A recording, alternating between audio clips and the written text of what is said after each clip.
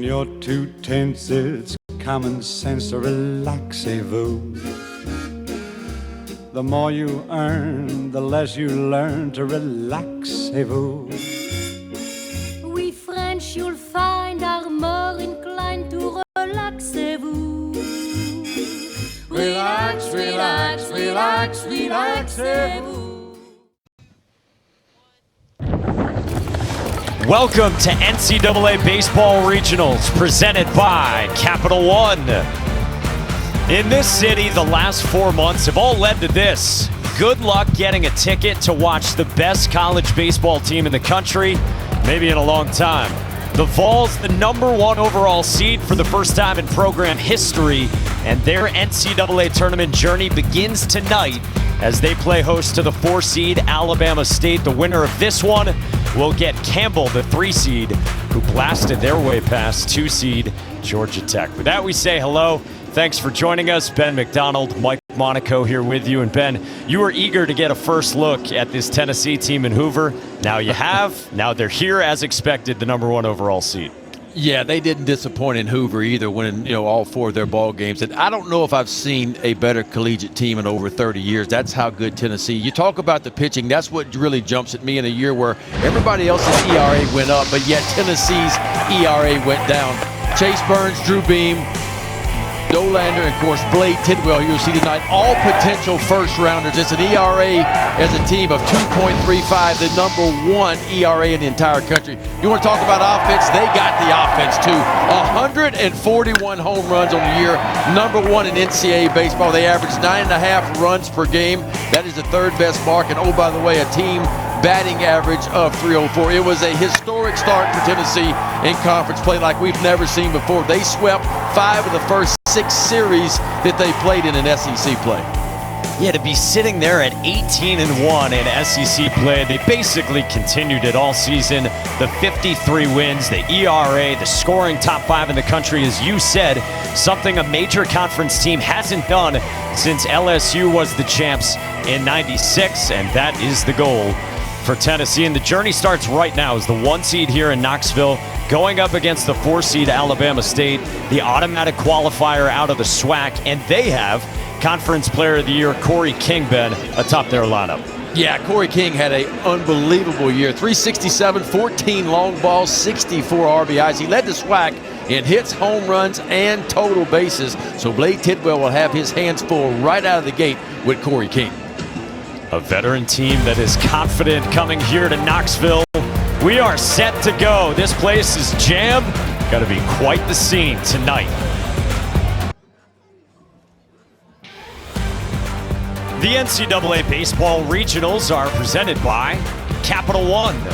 What's in your wallet? Oh, Knoxville will be alive this weekend. The Knoxville Regional, the #1 overall seed. And this Vols party getting started with Alabama State ready to face 53-win Tennessee at Lindsey Nelson Stadium. So there's all sorts of starting pitching options for Tennessee, but they turn to Blade Tidwell, the sophomore right-hander. Yeah, last year as a freshman, he won 10 ball games. Those 10 wins, second most ever in Tennessee history for a freshman. He missed the first 6 weeks of the season this year with a tight shoulder.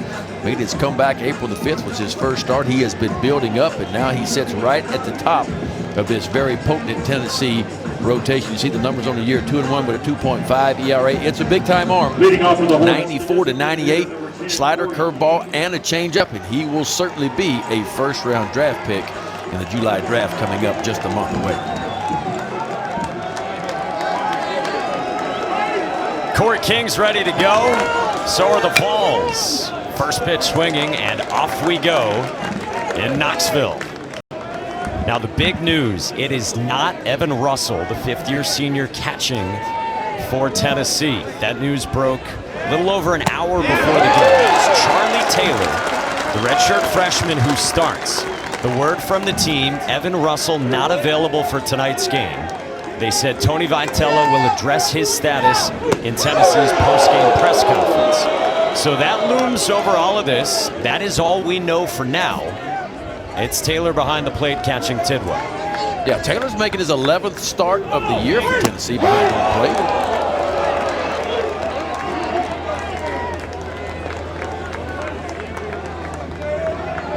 From Dunwoody, Georgia. He didn't start any of those first 10 games in SEC action. King pops it up left side of the diamond. And Trey Lipscomb takes charge for the first down.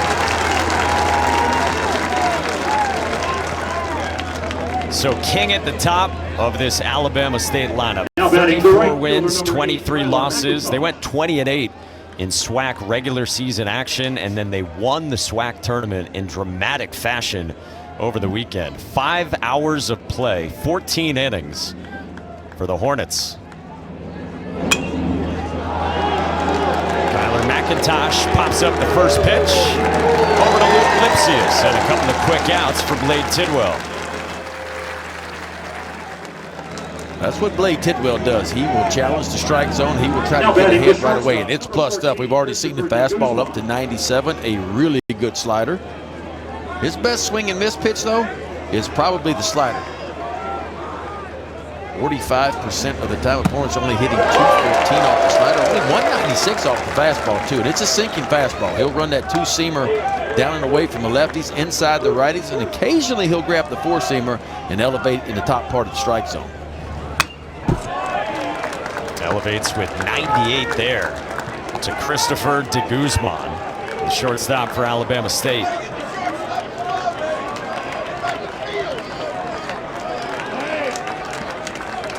Tidwell rocks and deals in the air left field toward the line, and Stevenson makes the catch, and the inning is over. 1, 2, 3 on 9 pitches, and the Vols off and running at home.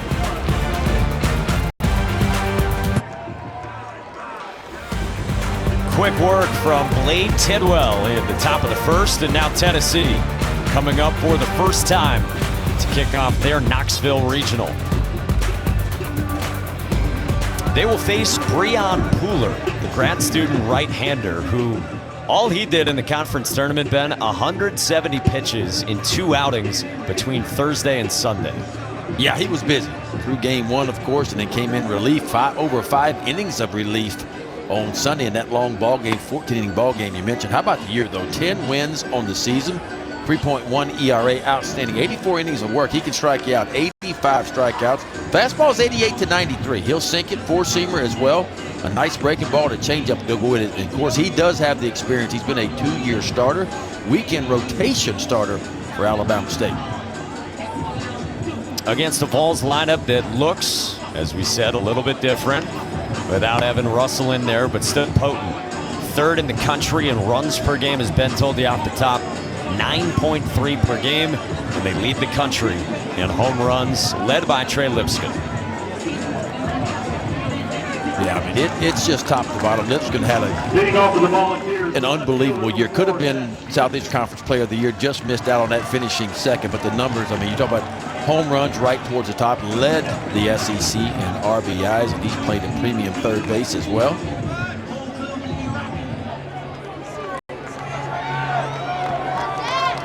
So a title in Hoover, and now a few days later here in Knoxville. Strike 1 at 90 miles an hour from Breon Pooler, and with an arm that can be low 90s, with that much mileage on it last weekend, curious to see you were what the velo's like.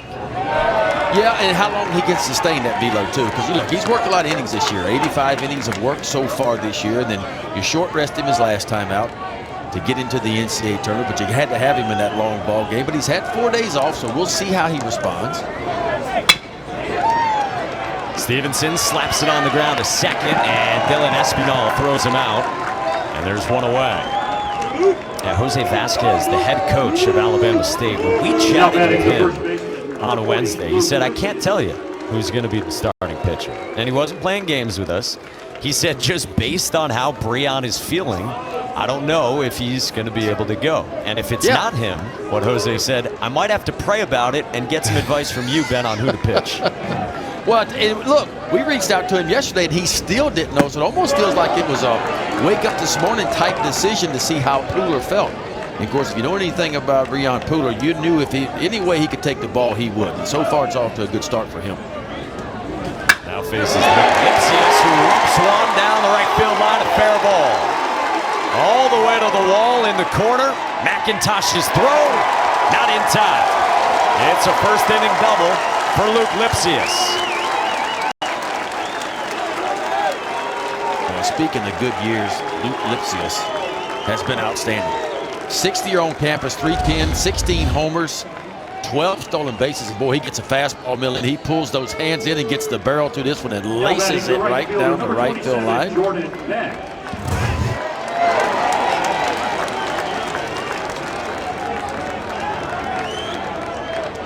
Look at this scene, as it's been all season here. Tony Vitello said it 5 or 6 different times in practice. It's going to be rowdy. Espinal makes a jumping catch at second on a line drive from Jordan Beck, and that is a crucial second out for Alabama State. Yeah, it started with a good pitch by Pooler right off the end of the back-to-back, but how about the athleticism by Espinal? Up the ladder he goes and reels that one in.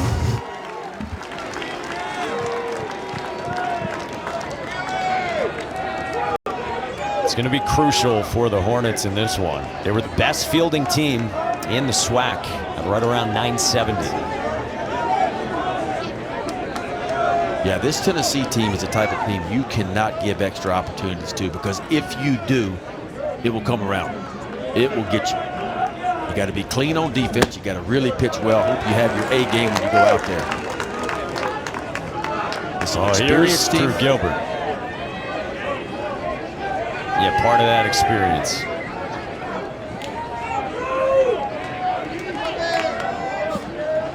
Junior from Stillwater, Minnesota. You saw the OPS near 1,200.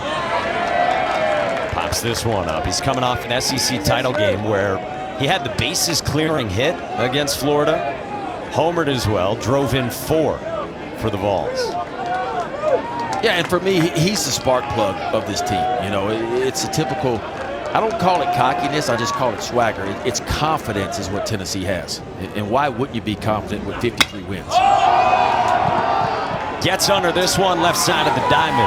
And Christian Lopez hangs with it.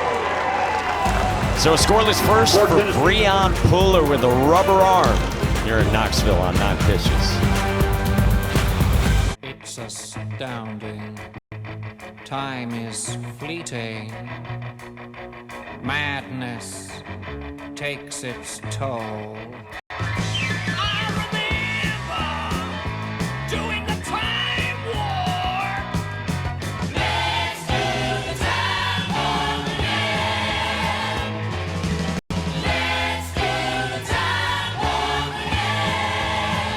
Just a jump to the left. Think Mom's calling 911? Nope. She's switching her choice cashback category to dining, so she earns more on our backup plan. Delivery. With the Bank of America customized cash rewards card, you just can't stop getting rewarded. How about that, huh?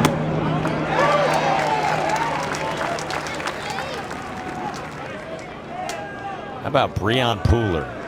What he did in that one, coming on in relief for 5 2/3 after, as you said earlier, he had already thrown on Thursday at the outset of that tournament. And a program in Alabama State that is at regionals now for the 2nd time in program history.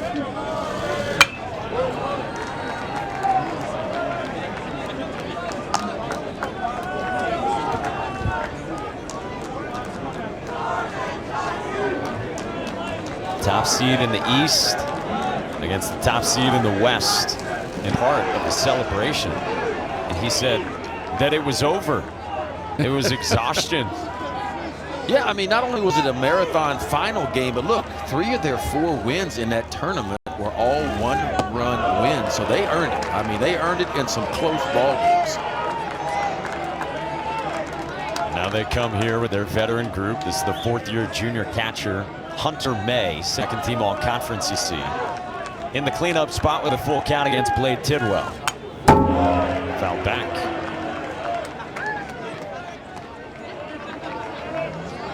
Jose Vasquez said to us, I can't lie to you and tell you I'm not worried about what the environment will be like. But he kept saying to us, and you know he's been saying it to his team, baseball is baseball. May hits this one in the air to center. And Gilbert runs under it for the first down. Yeah, and I'll tell you, that's easy to say, but it's hard to do with a team that's not been in this environment a whole lot.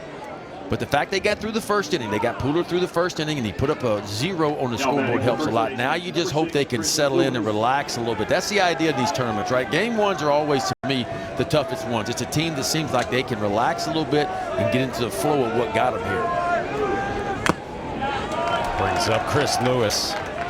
Yeah, Vasquez himself, SWAC Coach of the Year, a native of Puerto Rico.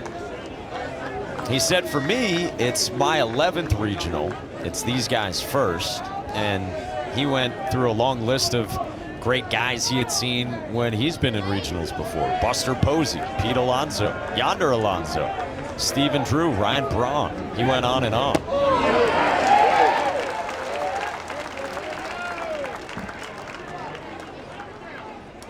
And he was excited for his guys to have this opportunity.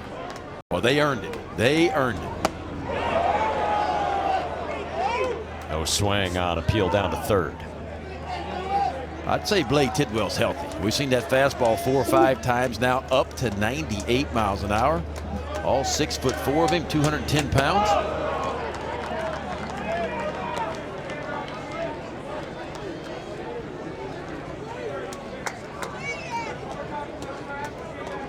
Pitched last Thursday in Hoover. 4 1/3, 1 run against Vandy. 2-2 to Lewis. Cut on and miss. 96 from Tidwell. His first punchy. Come on, big fella.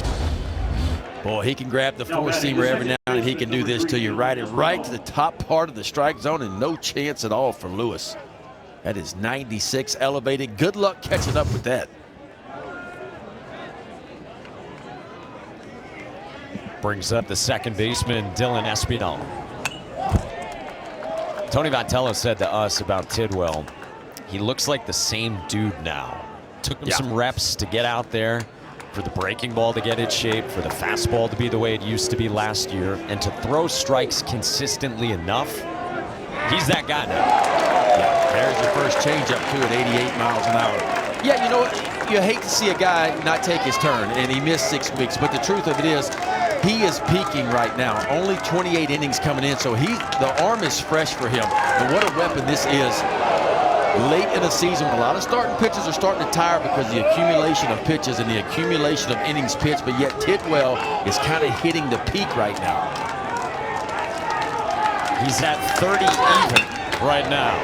This is pulled to right on a line, and it drops down in front of Beck and gets past him. Espinal around second, on his way to third, and he is there sliding safely and fired up. Well, for me, that's what it's going to take for Alabama State. They're going to have to get a couple of breaks, and they certainly get one here. It's a base hit all day long. Jordan Beck thought he could come in from right field and make a catch on this ball. He comes in hard. I love the effort. But right when he comes in, he pulls up. The ball goes right between his legs and scoots away. So what should have been a single ends up over at third base. And now brings up Christian Lopez. Sophomore third baseman from San Diego, who was not an everyday starter the first few weeks of the season, but climbed into a permanent role around the beginning of March.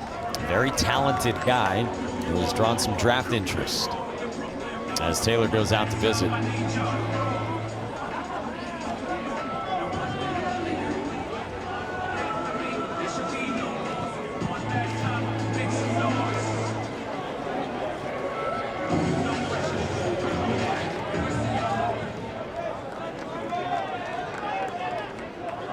After the two-base error, 1-0 to Lopez. He's on the ground, left side, and Lawson throws him out. And a good stretch by Lipsius, bailing out his shortstop at first. We've seen plenty of that Great glove work from Lipsius over the course of his career. Well, the one thing Tennessee can do, there's a lot of good things they can do, but they're one of the top defensive teams in the country, too. A nice play by Lawson, even better play on the back end by Lipsius to get him off the field.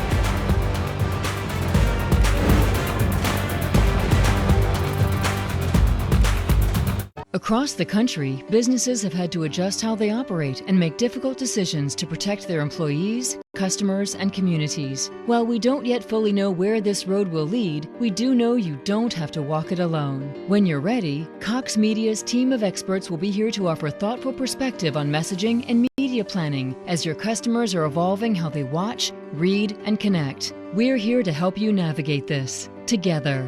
Cox Media. Better together.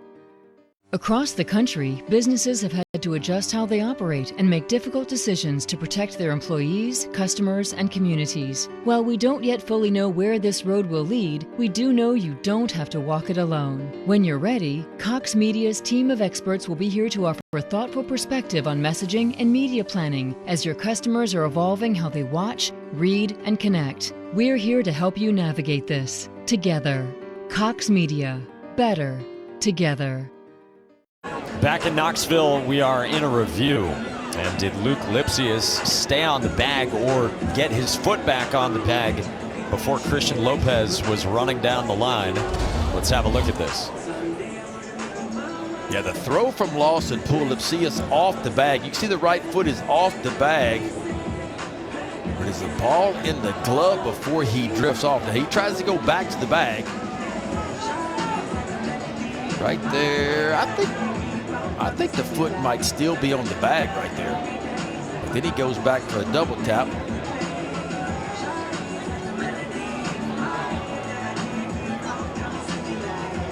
Ooh, I don't know, that is close. That is close.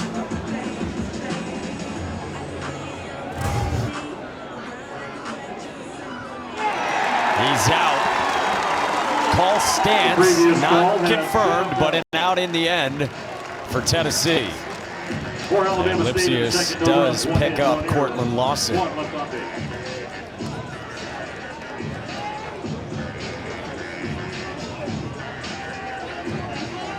So Tennessee protects a run there here in the second.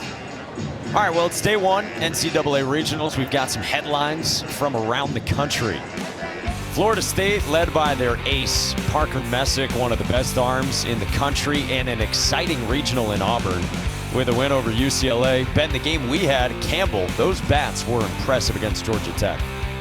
Yeah, explosive, and that's what we thought we'd get from Campbell, and they got out of the gates quickly in the second inning with a 5 spot and never looked back. And how about Arkansas cruises past Grand Canyon 7-1. Connor Nolan, their Friday night guy, was really good. 7 innings of work, only 1 run.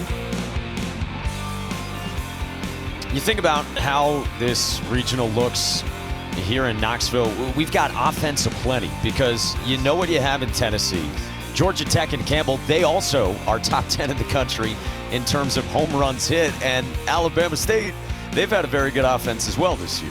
Yeah, I mean, offense is at a premium here, but I think it's going to be the story of the pitching, and Tennessee's pitching what could be the difference in this. Tennessee's #1 pitching staff in the entire country, and normally good pitching will neutralize good offense.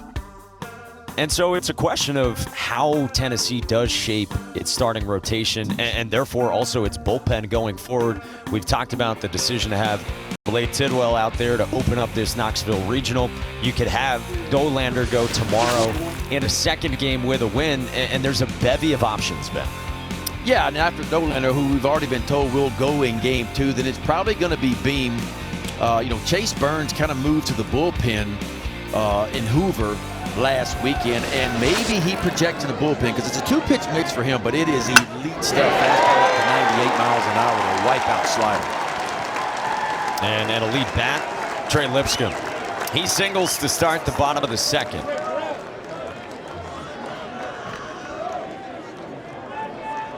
Now batting, the second baseman, #2, Jarrell Ortega. Been a monster season for Lipscomb, like we said. The 21 home runs, the 77 driven in. And he's on in front of Jarrell Ortega. Yeah, and what you love about Lipscomb is he waited his turn, right? He didn't get a lot of at-bats. He didn't get a lot of playing time the last few years, but when he got his opportunity this year, put up monster numbers. Another guy who waited in Ortega. Squares, pulls back, takes a breaking ball from Breon Pooler for strike one. Ortega stepped into a starting role, the redshirt sophomore from Puerto Rico. And the OPS better than 1,000.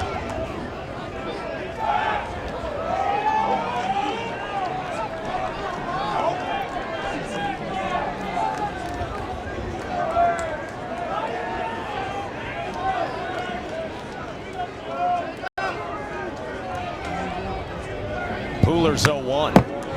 Fouled back. Pooler gets ahead, 0-2.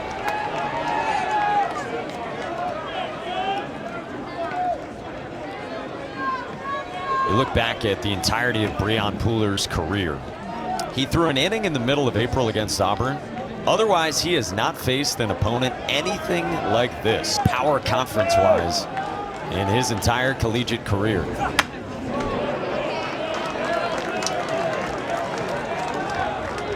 Yeah, but the big thing he has is experience, right? And anytime you've been in a weekend rotation, you take the ball once every week, and then for him last weekend you take it a couple of times, once in relief, once as a starter.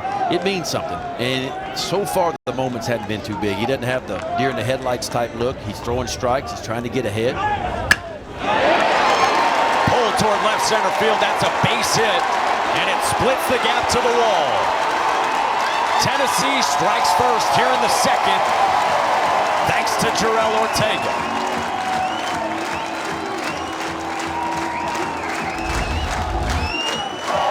Pooler worked so hard to get ahead 0-2 and not where he wanted that 0-2 pitch. It never really got to where he wanted it. Left it kind of middle in. Ortega turns it around out the left center field gap, and scoring all the way from first base is Trey Lipscomb with the first run of the game. Now batting the designated hitter, number 25, Billy Burke.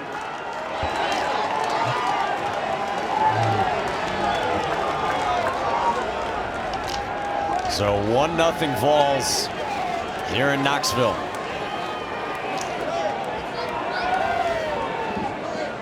Brings up the freshman Blake Burke, who had some memorable home runs in Hoover. Wednesday against Vandy, 110 miles an hour off his bat. And then Saturday against Kentucky, a moonshot, a 2-run blast. Yeah, it's some amazing numbers for the freshman. I mean, 80, think about this, 81 at-bats on the year. That's it. But yet he's got 12 home runs in just 81 at-bats. I mean, that's scary to think if he had 220, 250 at-bats like everybody else does, what the numbers would look like.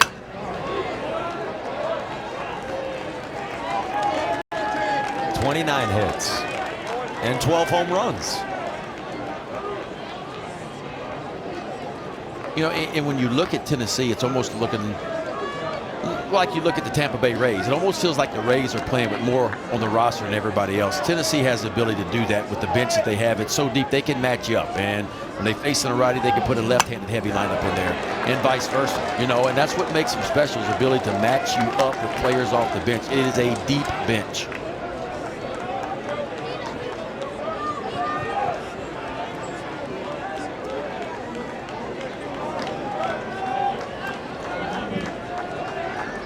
A lot of choices for Tony Vitello and his staff.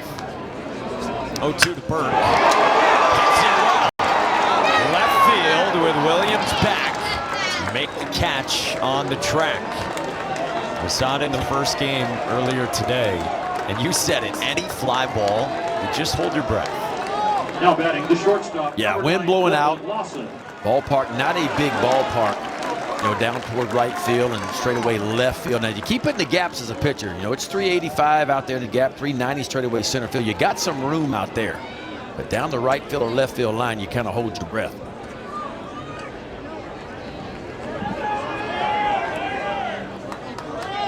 Now to the 8th spot, and Cortland Lawson, junior shortstop from Potomac Falls, Virginia.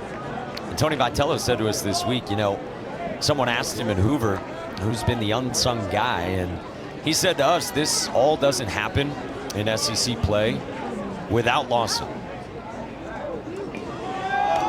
Well, he's been really good at shortstop. He's only made 6 errors at shortstop. You look at this Tennessee team that, won 50 games last year. Everybody forgets they won 50 games last year, 20-10 in SEC play last year, and yet they replaced almost the entire infield with some guys that didn't get much playing time last year and never missed a beat.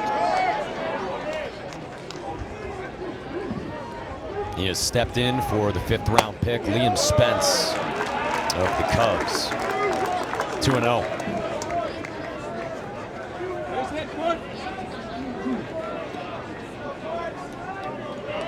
Lawson had a 433-foot home run against Vanderbilt in the SEC tournament.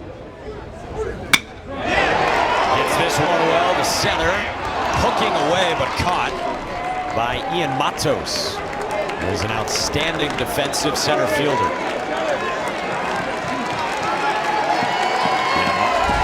Matos holding this ball. This ball was hit hard, but boy, he closed. You can see him right in the top of your screen. Watch the jump. I mean, crossover move right away. He was tracking this ball from the beginning and really easily ran it down out in the left center field gap.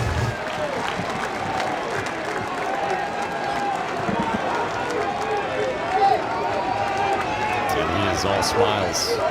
2 down for Charlie Taylor. First pitch swinging for the redshirt freshman who, if you joined us late, the news broke pregame that Evan Russell not available for tonight's game. Tony Vitello will address his status postgame. So insert Taylor.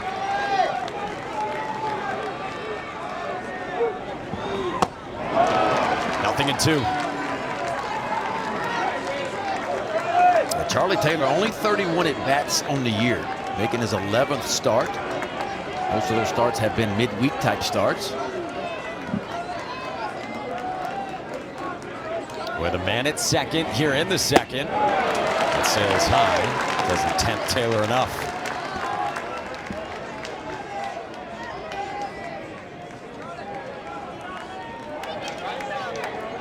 Pooler trying to limit the damage here against Tennessee. Ortega had the RBI double. Cut on and miss.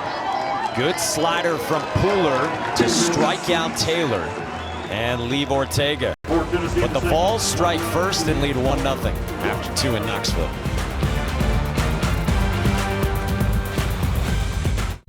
It's astounding. Time is fleeting. Madness takes its toll.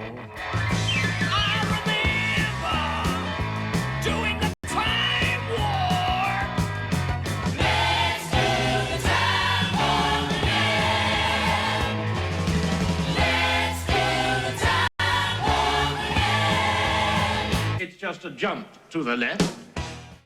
Think Dad's searching doggy diet plans for Josie? No, he's switching his choice cashback category to home improvement, so he earns more on a new doggy door, extra large. With the Bank of America customized cash rewards card, you just can't stop getting rewarded. NCAA regional coverage for all 16 sites continues tomorrow on ESPN Plus and the ESPN app. For more info, visit ncaa.com, the home for all 90 NCAA championships. How about the spikes, custom made with the fur on the tongue for Trey Lipscomb?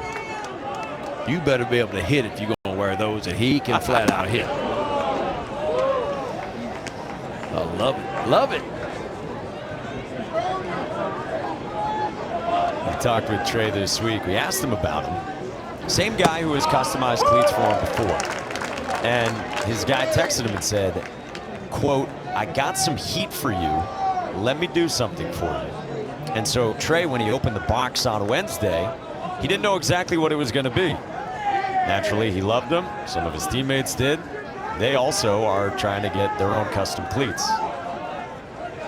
Hey, when you're the #1 team in the country, you've got 53 wins. A lot of things come your way. Bronski Williams pops one foul. We asked Tony Vitello about him, and he said he prefers ignorance is bliss. He did find it amusing how he said Trey has gone from blue-collar freshman to the all-swag team.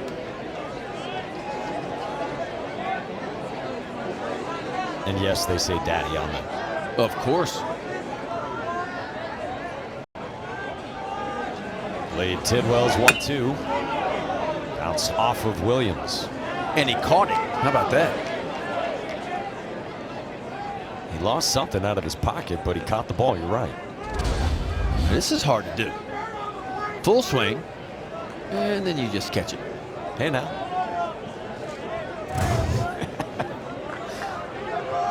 Charlie says, I'll take that. 1-2 again. Got on and missed. Second strikeout for Tidwell. It's a couple of different breaking balls for Tidwell. The slider, this is the true Now curveball. batting the center fielder, number 2, Ian Mingo. There's some nice forward spin. It's a ball out of the hand, but it works its way down and in.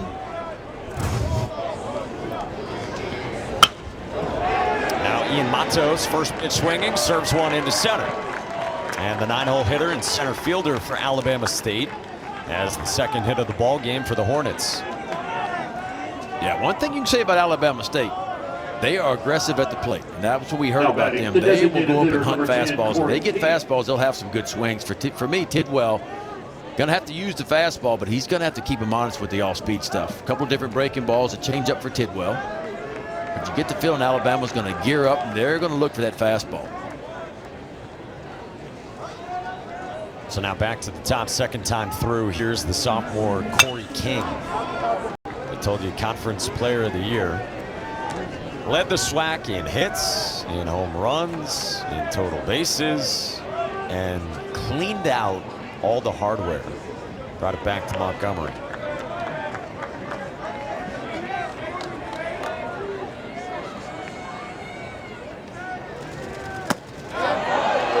Off the edge.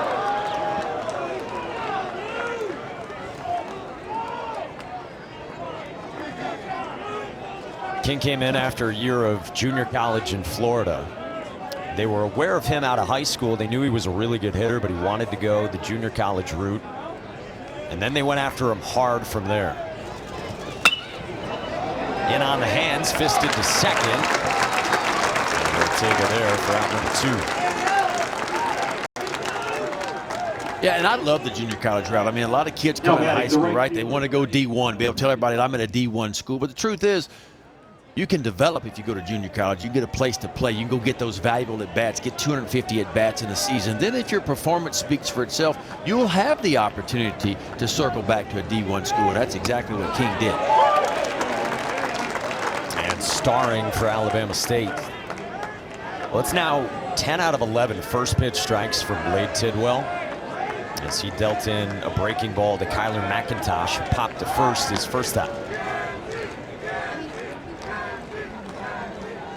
Blade Tidwell had a huge year as a true freshman last year. 10 wins on the season, almost 100 innings of work. And then Tony V told us that, you know, from there he went to Team USA, and he worked some innings in Team USA. And you got to remember, don't throw that much in high school, right? And he didn't throw a lot in high school, but he worked up to his all-time high last year. You go straight to Team USA. When he came back in the fall, the shoulder just wasn't the same. You know, a little bit of tightness. It wasn't real sore. Didn't hurt him a whole lot. It just didn't quite feel right. Tony Vitello told us, you know, we probably should have got on it a little bit sooner than what we did, but they shut him down. They got him well. He got on the strengthening program. He got his flexibility back. And boy, has he been back ever since, through the ERA at 2.5, 41 punch-outs in just 28 innings coming in. He really looks like the guy last year that was the ace of this pitching staff last year for Tennessee. He's looking nails so far. 0-2. The other thing Tony V said was he attacked the rehab so aggressively that they feel like Blade's in a lot better shape and more flexible, stronger, and they're hoping that those routines just stick with him his entire pro career. And sometimes that's what happens, right? Until you actually get nicked up a little bit, you learn how to take care of your body. You know how to take care of yourself as you go through this process. And it changes from year to year, but eventually everybody's a little bit different, right? Every starting pitcher's a little bit different in how you take care of the body, the running you do, the weightlifting you do. in between starts. And you want to get on your own program and find out what works for you. And I think Tidwell, this may not be a blessing for him because the body looks a little bit different. 1-2. Strike 3 calls. Blade Tidwell bookends the scoreless third with a couple more punch outs here in Knoxville. Hi, I'm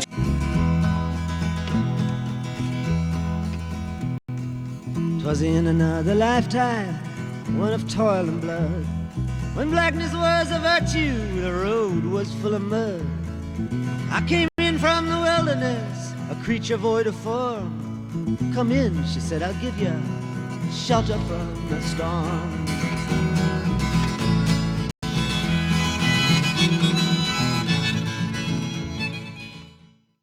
Think Dad's searching doggy diet plans for Josie? No, he's switching his choice cashback category to home improvement, so he earns more on a new doggy door, extra large.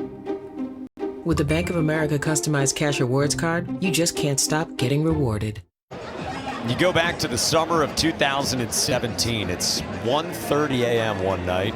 Tony Vitello gets a phone call from John Curry. Later on that day, he's looking at flights to go meet Tennessee folks in D.C. Soon enough, he's packing the only orange shirt that he had at that point. And in year 5 as the head coach, he has this place absolutely humming. Yeah, I mean, what a turnaround it's been. I mean, his first year in 18, they win 29 games. They win 12 conference games. 2019, they win 14 conference games, win 40 overall. You don't know about 2020. Obviously, it was all shut down, but they were off to a wonderful start. It was Tennessee 15-2. And then last year, you win 50. You make it to the College World Series, and 53 wins so far this year. You said for you, Ben, in 30-plus years, they are as good as anything you've seen, right? Yeah, I think so. I don't remember a deeper team. And normally when you look at a team, you go, okay, I think if you attack them this way, then maybe you got a chance to beat them, right? You can beat them. But I don't see a weakness. You know, you talked about the runs per game, one of the tops in the country. They lead in home runs.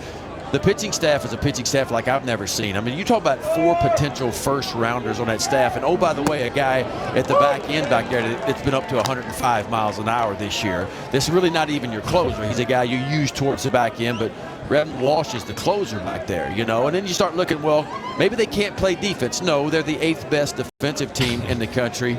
And then so you go, okay, well, where do we go from there, you know?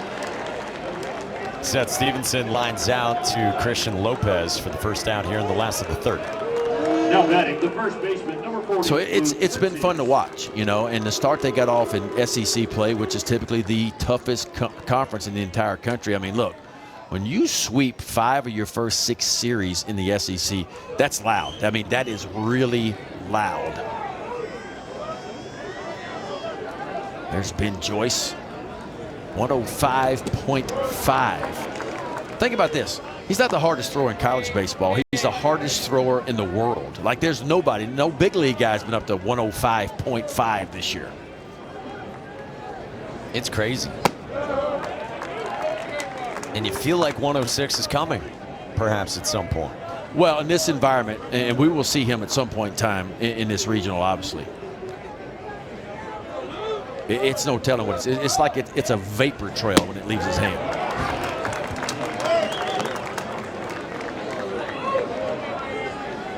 I know you were pumped to see him for the first time with your own eyes in Hoover. Well, I think everybody is. I mean, you just don't see guys that reach that kind of velocity, even in a time where velos are ticking up. It's like, you know, 100, okay, that's still really good, but we see a lot of guys that can touch triple digits. But when you talk about 105, it's like, wait a minute now, wait. I mean, I thought the guns were turned up when I first heard about it early in the year. Then all of a sudden he goes on the road, he's up to 103 or 104 on the road somewhere, and you go, uh-oh, it's real. Yeah. Luke Lipsius works a one-out walk here against Breon Pooler. The ball's up 1-0. Now batting the right fielder, number 27, Jordan Beck. Yeah, I've been covering mostly ACC games all year as far as college baseball goes. I couldn't wait to get a look at this Tennessee team. Been hearing about them all season. Well, it's special, and typically being the #1 overall seed is a curse, right? We know that. I mean, It was the Miami team back in '99 was the last #1 overall seed to win the College World Series. But it just feels like it's Tennessee's time. Just like it felt like last year it was Mississippi State's time, right? And they went and won the College World Series after going 0-2 in Hoover at the SEC tournament. Mississippi State ran in there as having an outstanding year, and they get 10-run ruled twice in Hoover last year. And you go, uh-oh, is Mississippi State taking a downturn? But they went back to Stark Vegas, and they kind of hit the reset button and went on an incredible run. Tennessee, the #1 overall seed. Stanford, the #2 national seed. Red hot, entering regionals on a 16-game winning streak. Oregon State 3, Virginia Tech. They can bash offensively. They are 4, hosting the Blacksburg Regional. These are your top 8 national seeds. The last time they were in Omaha. Yeah, I've not seen Stanford. I've not seen Oregon State. I hear a lot of good things about them. You talked about Virginia Tech. They can bang it.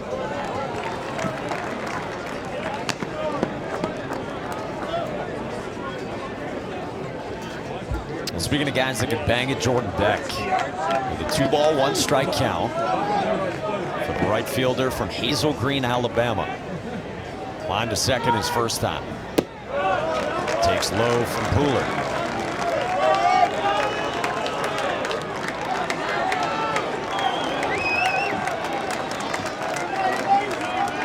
This is danger zone here for Pooler, right? 3-1 count. Tennessee's the kind of team with many home runs, and we've touched on it a couple of times. You don't want to fall behind and get in predictable counts. And hard and foul.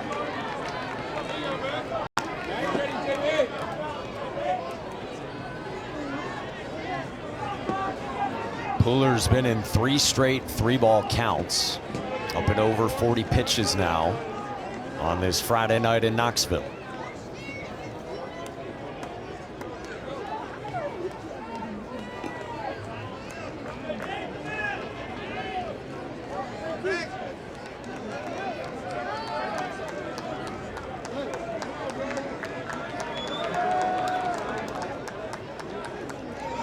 Runner goes. It's cut on and missed.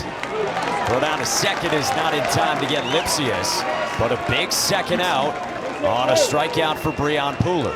Yeah, Pooler was not giving in to the big fella Jordan Beck. 3-2 count. Beck thinks he's getting a fastball. Watch what Pooler does. Takes a little bit off and bends it right to left. A little breaking ball. You get a swing and a miss. Lipsius now, he can run a little bit for a big fella. He was off and moving and picked up his 13th stolen base of the year.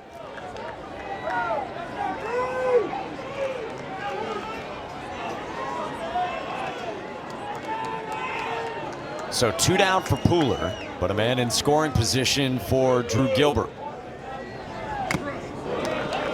You mentioned the energy of Gilbert. Everyone's talked about it, the personality, the flair all season, really his entire career with Tennessee. I love the way that Tony V put it to us. He's a psycho on the field, sweetheart off the field. Yeah. Well, I think they take on the identity of their coach, right? I mean, and Tony V's a lot like that. You talk to Tony Vitello away from the white lines, and you get him on the other side of the white lines, and he's always an awesome dude to me. But I really dig him, you know, because he's soft-spoken, very intelligent, very knowledgeable about the game. But when he crosses the white lines, he turns into a different dude, and I like that about him. Like, he turns it up a notch, and his players do the same thing. Foul back. I got a comp for you on Drew Gilbert. Now, I'm going back a few years. I'm going back a few years, but you talk about the swagger, the body language, all that kind of stuff. I'm going to throw, if you put a big wad of tobacco in his cheek, I'm going Lenny Dykstra. That's the kind of energy that this dude brings to it. Lenny Dykstra. Love it.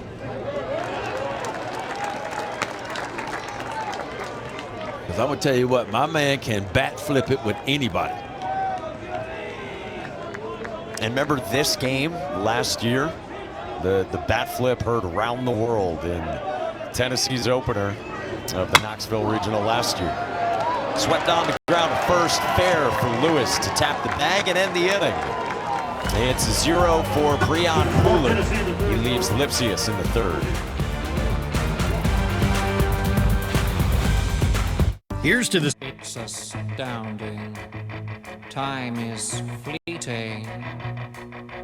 Madness takes its toll. I remember doing the time war. Let's do the time war again. Let's do the time war again. It's just a jump to the left. Think Dad's searching doggy diet plans for Josie? No, he's switching his choice cashback category to home improvement, so he earns more on a new doggy door, extra large. With the Bank of America customized cash rewards card, you just can't stop getting rewarded. Back in Knoxville, 4th inning. Alabama State, Tennessee in this Knoxville regional. Opening round action. Campbell has already won. We will see who joins them in the winner's bracket tomorrow night. Blade Tidwell's 41st pitch is cut on and missed by Alabama State 3-hole hitter Christopher de Guzman. Flew out to left his first time. 11 out of 12 first pitch strikes from Tidwell.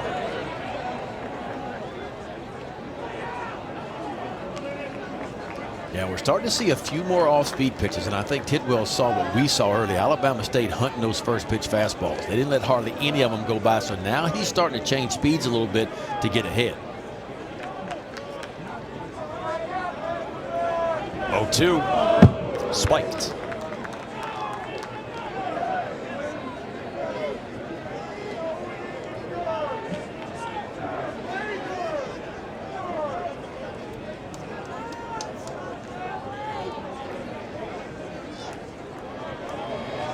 Now the 1-2 pitch, pulled right field and into the gap to make the catch. It's back for the first down.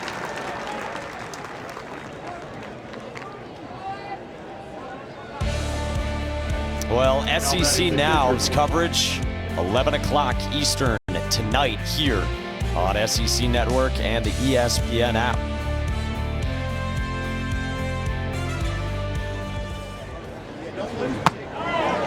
Brings up Hunter May, the catcher who flew to center his first time.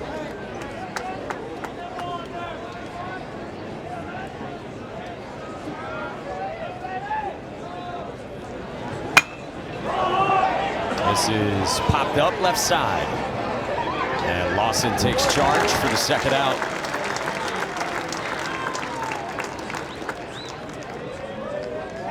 Now batting the first baseman, number 6, Chris Lewis.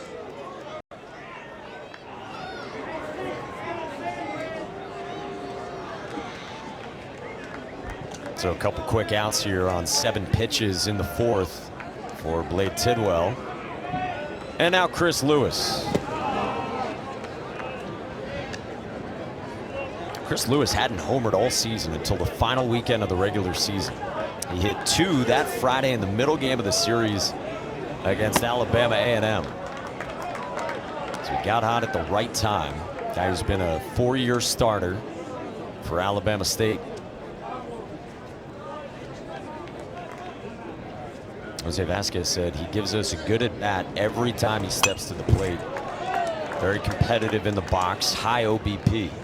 And it's a veteran lineup that caught the attention of Tony Vitello this week. He said to us that they've got a swagger, they've got a presence. And they've got a lot of fearless veterans, especially on the position player side. Yeah, well, you can tell so far they are not intimidated by this team, by this crowd at all. And they're right in there taking their hacks and getting after it.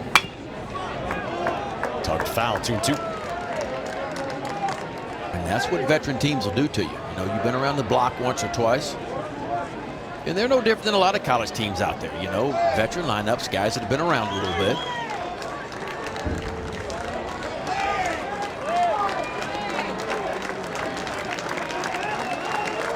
And the more and more they hang around, the more they're going to believe they can win this ball game. Lewis spits on that right into a full count.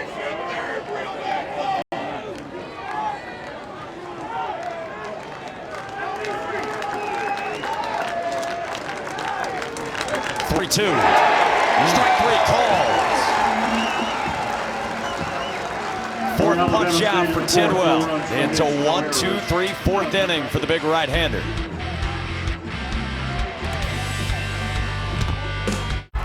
So you want to come watch the Volunteers in Knoxville in this regional, the #1 overall seed. It's going to cost you a pretty penny.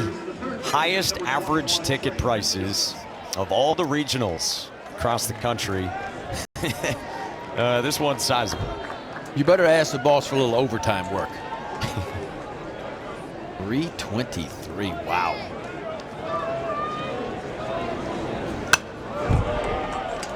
Ball's up 1-0 here in the bottom of the fourth. I mean, this place has been packed. They set a program record for total attendance during the regular season. And the average home game attendance from that, it almost doubled the previous record from back in the late 90s. And you look at the 10 most attended games in program history, 8 of them have come this season. It's impressive. And this fan base just continues to grow. Trey Lipscomb bounces it to third. Tough play. Lopez on his heels in time. What a dandy by Christian Lopez at third to get Lipscomb. Now batting this Big time here. I mean, big time play. Christian Lopez over at third base. A breaking ball that hangs up in his zone and top, right on top of the ball. Retreats a little bit, but gets behind the ball, sets the feet, squares the shoulder, and a nice throw with something on it across to Diamond to get Trey Lipscomb.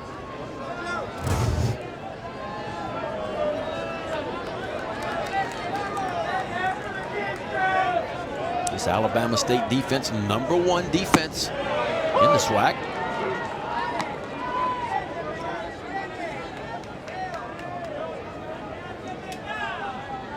That's what Jose Vasquez kept saying, that his message to his team all week has been very clear.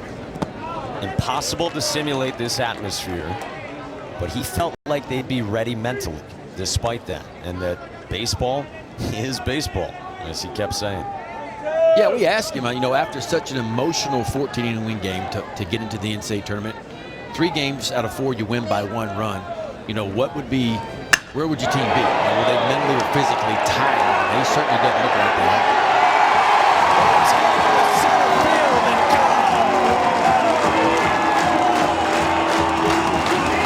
Solo shot, Jarrell Ortega here in the fourth. Jarrell Ortega, RBI double his first time. How about this? Straight away center field with his 16th long ball of the year. Fastball center cut, and he doesn't miss any part of this. How about that swing? Sends it out to center field. Right off the batter's eye. now batting the designated hitter. 142 home runs. He gets to wear the home run coat. How about that? And the daddy hat. Got to put them both on. As always, the 142, the most by any team since the NCAA went to the BB Core bats in 2011.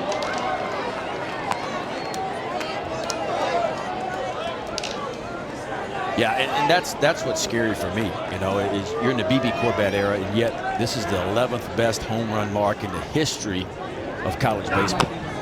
And as you mentioned, the #1 in the BB Corbett era. And they're going to break the top 10 before this is over. Yeah. I mean, they're only 2 away from cracking the top 10. Of course, all those marks were set back in the hotbed era, back in the late 90s.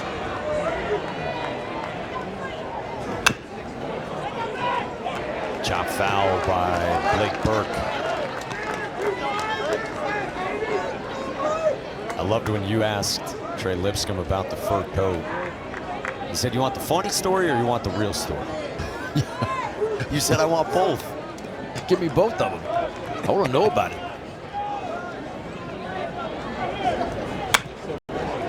Burke on the ground foul.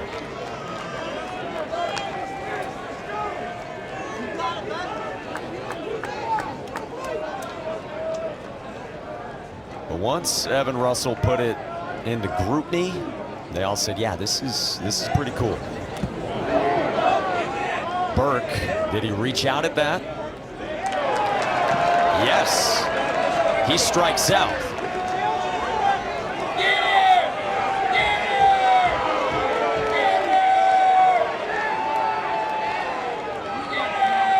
Now, the rule, of course, is you don't have to get out of the way, but you cannot make a move to the baseball to try to get hit.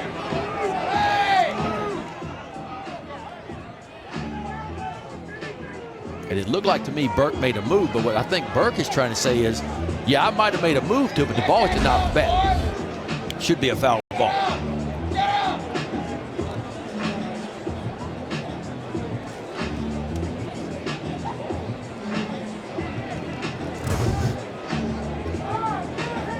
Letter of the law, as Ben said, if judged to intentionally make a movement to be hit by the pitch, it's a strike.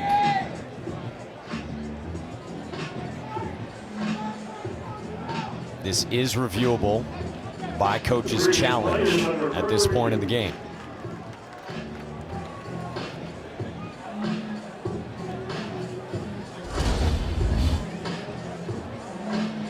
This might be the view that we want to see. Little breaking ball hanging up. See, it's almost like he makes a little bit of a move towards the ball right there. See how he sticks out the right arm just a little bit? And that's what the umpire saw. That's why he called it on him right away. I think it's an intentional movement. I don't think it hit the bat. I think it's a strikeout as called. Yeah, because some of these guys will put the knob of the bat in their hand, inside their hand. And so it's almost impossible to hit the knob of the bat on some hitters. Some hitters will choke up a little bit and the knob is exposed. But it looked like to me, Blake Burke kind of covers the knob up like a lot of power hitters do.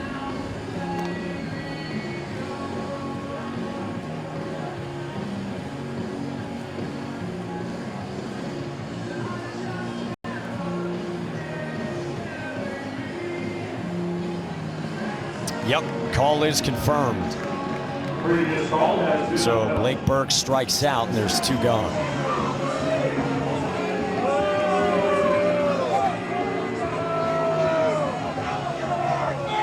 One more look.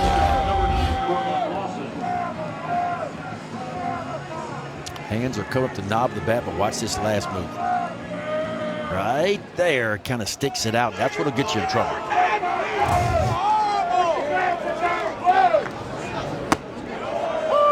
So two away brings up Cortland Lawson. He lined to center his first time.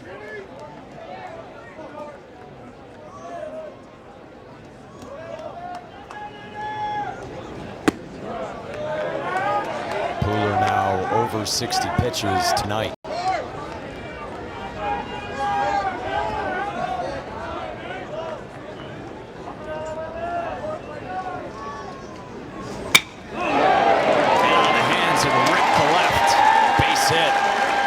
Boy, Lawson turned on that. It's a two-out single. Well, what a good move to the baseball that was. That's almost like looking for fastball and getting one. I don't even know if it was a strike. It was marginal for being a strike, but he does an outstanding job to get barreled to it.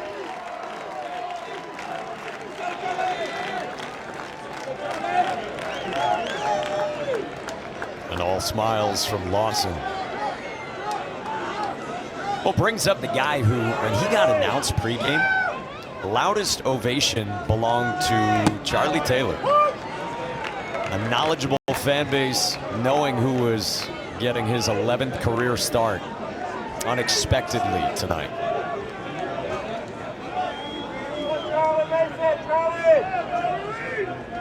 Redshirted and didn't play last year as a true freshman.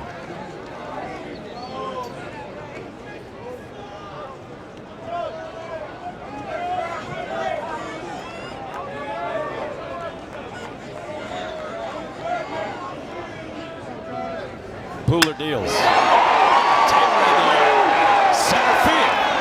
And on the run, tracked down by Matos. Oh, Charlie Taylor gave that a ride here in the fourth.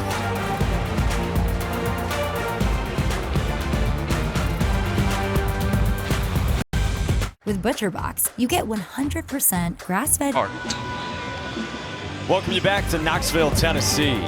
Fifth inning on the way, and we are joined by the head coach of Alabama State, kind enough to spend some time with us. It's Jose Vasquez. And Coach, how's the environment? How are you guys enjoying this? Oh, we're having a blast. You know, facing a really good team, facing a guy that, my goodness, if he's not a first rounder, I don't know what I guess what you would have to do to be a first rounder.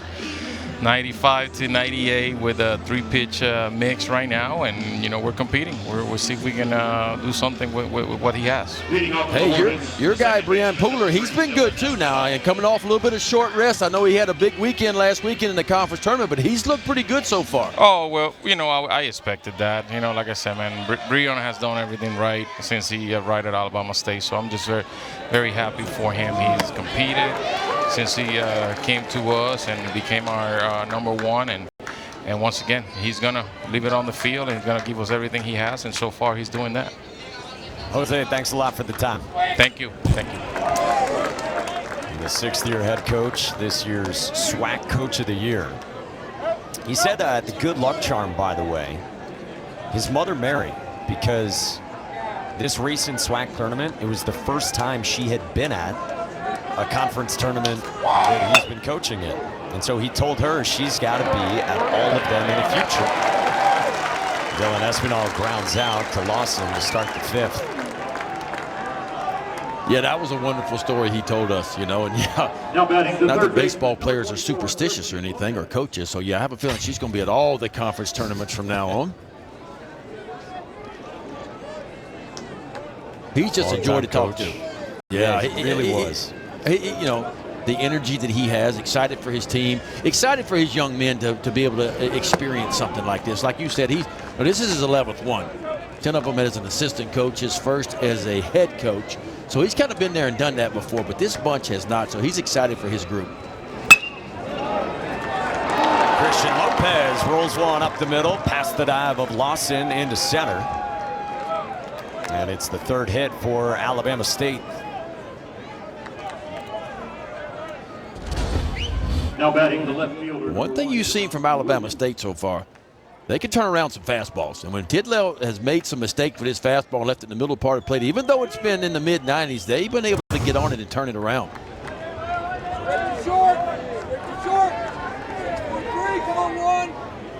So Lopez on for Jabronsky Williams. Senior left fielder struck out on a slider his first time. He's got a big SWAC title game.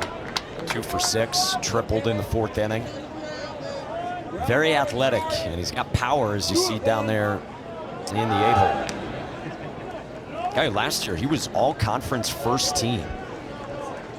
Numbers are down by comparison this year, but still rock solid around 800 with that OPS.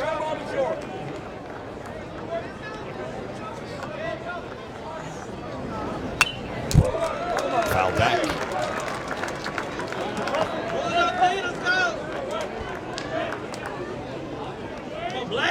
Alabama State, not a team that runs a whole lot. Typically, the SWAC teams really steal a lot of bases. But Alabama State only 55 bags on the year. That's 10th out of 12 teams. For example, Texas Southern, who's in the SWAC, led the entire country in stolen bases. How about this number? 220 stolen bases on the year for Texas Southern. That's ridiculous. Yeah, think about that. 220 bags. Talk about putting a little pressure on your defense. We saw some aggressive base running in the first game of this regional. Campbell taking the extra bag quite a bit out there against Georgia Tech.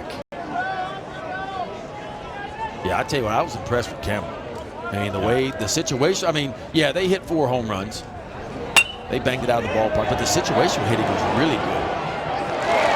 Run down by Lawson. Onto the outfield grass, 2 down.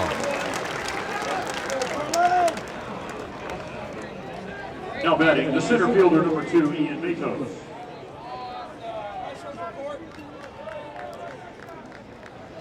So Tidwell pitching with a 2-0 lead.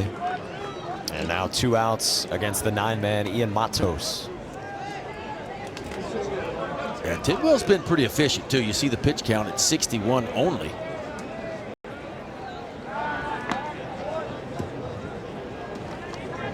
Yeah, 4 2/3 here. It matches the longest outing he's had this year.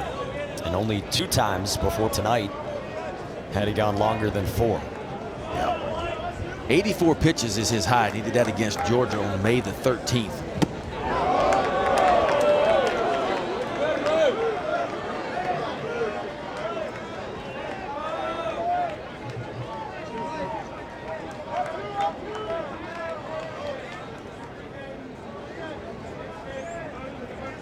One-0 to Matos.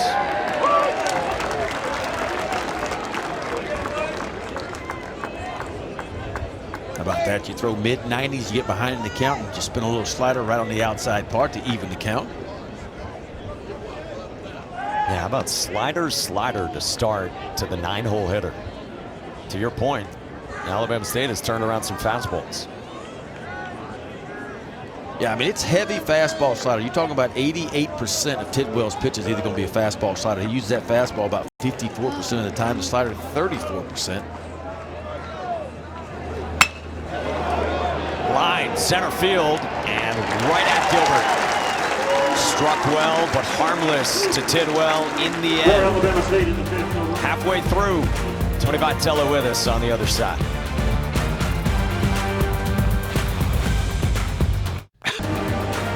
Bottom 5 on the way. Tennessee up 2-0 on Alabama State. Tony Vitello with us.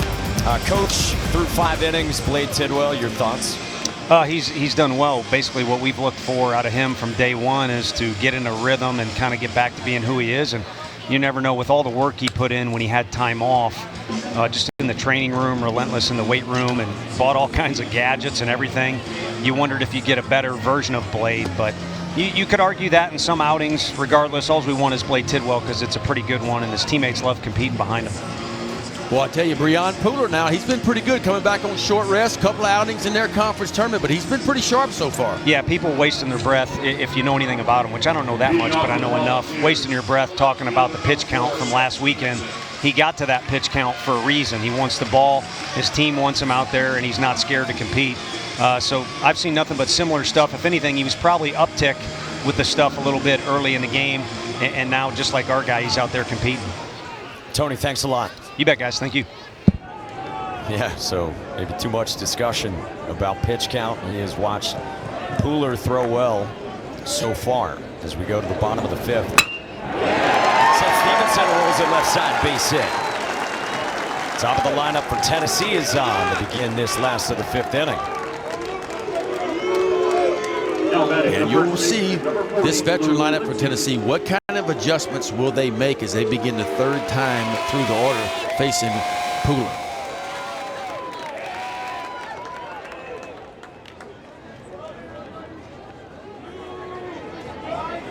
Well, a guy who's seen him well so far now climbs in. Luke Lipsius, who has doubled and walked against Pooler. Strike 1, bottom of the zone. Change-up by Pooler, but mostly fastball, breaking ball with the occasional change-up.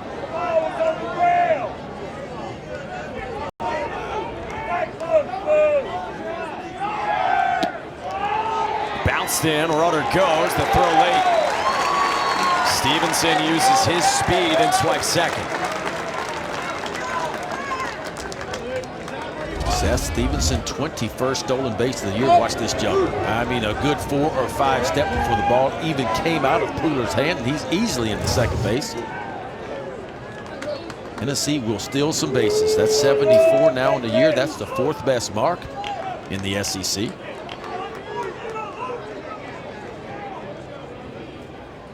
One. Right side, base hit right field. Stevenson waved around and then stopped as McIntosh got it in quickly.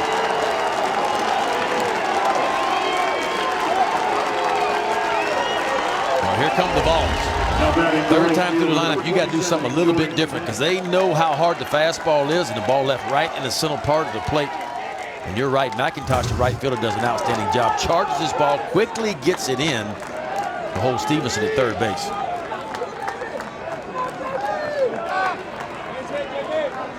Yeah, it looked like the initial signal from Josh Elander was pointing Stevenson home, but then they had better ideas. So they're at the corners for Jordan Beck.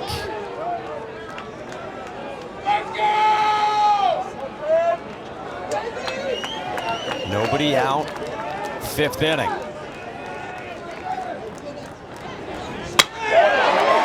In the air, left field, and Williams comes in to make the catch. Stevenson tags and scores. 3-0 Vols.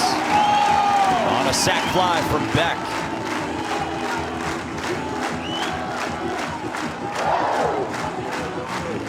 Well, the Vols are explosive. You know about the home runs, but they can find ways to get you into. A little sacrifice fly out to left field. A nice job. Left fielder comes in, makes a nice play, throws it home, but not nearly in time. Ball cut off. Now batting the center fielder, number 1, Drew Gilbert.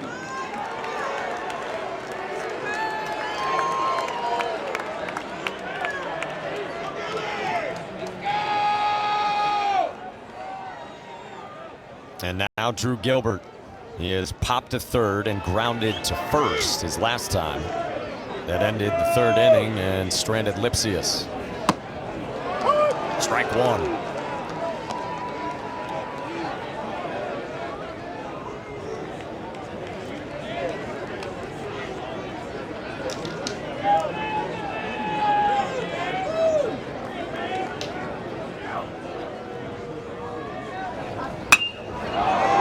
Gilbert slices this one short left.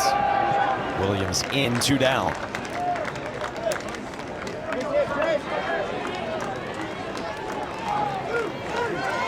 Now batting the 3rd baseman, number 21, Trey Lipscomb.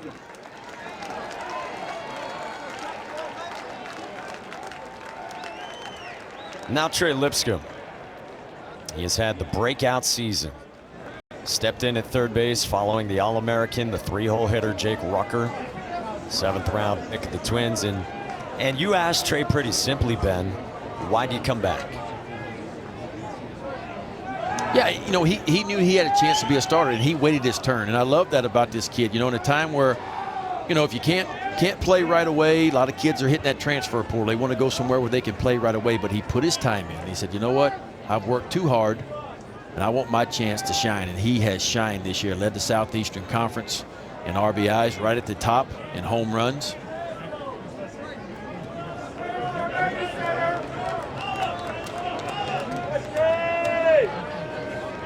He's got a single already and a run scored.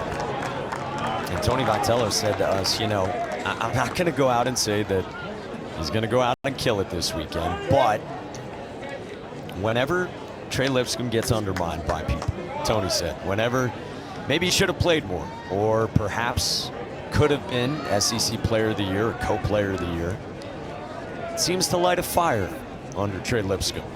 Hit hard left side past the dive of Lopez into left. Second hit of the ball game for Lipscomb, to a board. Yeah, that's a great point. And I think Trey Lipscomb's always played with a little bit of chip on his shoulder, wanting to prove people wrong, you know, and he felt like he should have been. And look, the numbers dictated he could have been the SEC Player of the Year. It was split between Sonny D over at Auburn and, of course, Dylan Cruz at LSU, who both had fabulous years.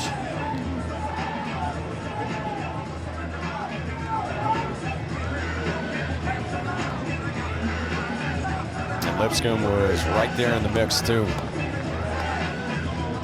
Well, Jose Vasquez at the mound, and he will make a move. Pitch count at 73 for Breon Pooler, and he will depart. Alabama State to the pen in the 5th inning, down 3-0.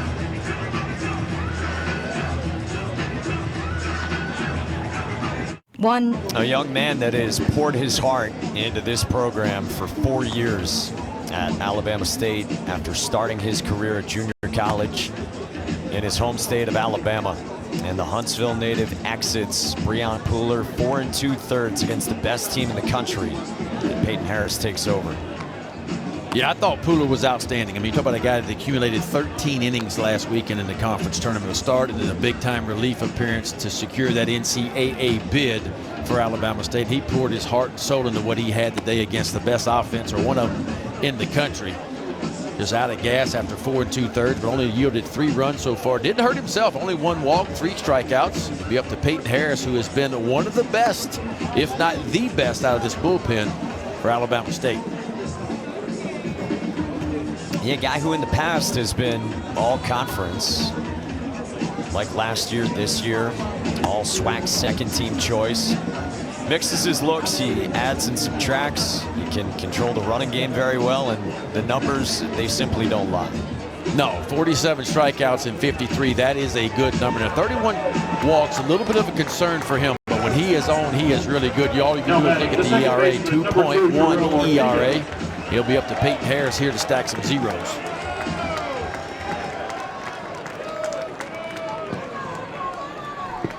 And he'll try to keep this a 3-0 deficit for Alabama State, the 4 seed. SWAC champs here in Knoxville. Lipsius at second, Lipscomb at first, and a run in already. Jarrell Ortega, strike 1. Ortega's had a big day. RBI double in the second, solo shot to center in the 4th.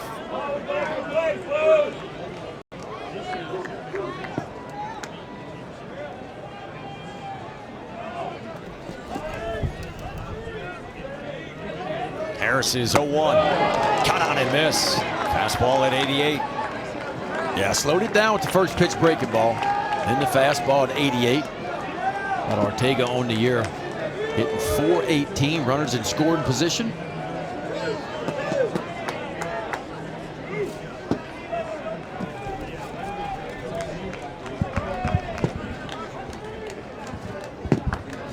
Oh-2 pitch in the air, left field, toward the gap, and Matos runs it down. Ian Matos can cover some ground. Tennessee leaves 2 in the 5th, but adds on.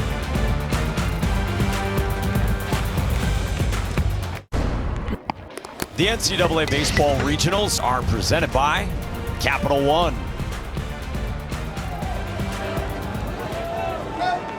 Knoxville, Tennessee, opening round day 1 of this weekend from Lindsey Nelson Stadium. 3-0 Vols out in front of the 4 seed Alabama State, which turns over its lineup for a 3rd time. Here's Corey King. It's popped to 3rd and popped to 2nd. Bounces one left side. Cut off foul by Lipscomb.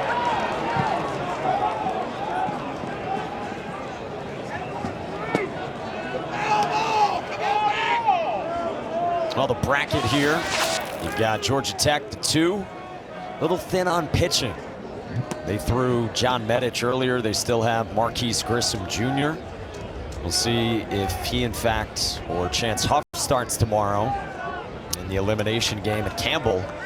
They looked the part, 15 runs against the Jackets.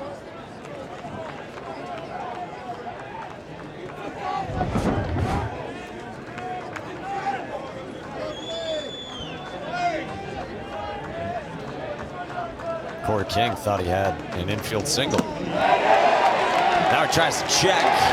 He went around. King strikes out. That's 5 Ks for Blade Tidwell.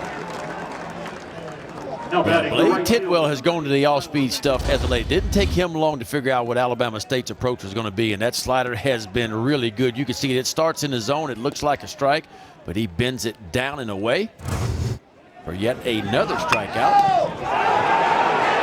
McIntosh tried to drop down a bunt, and merely a foul ball.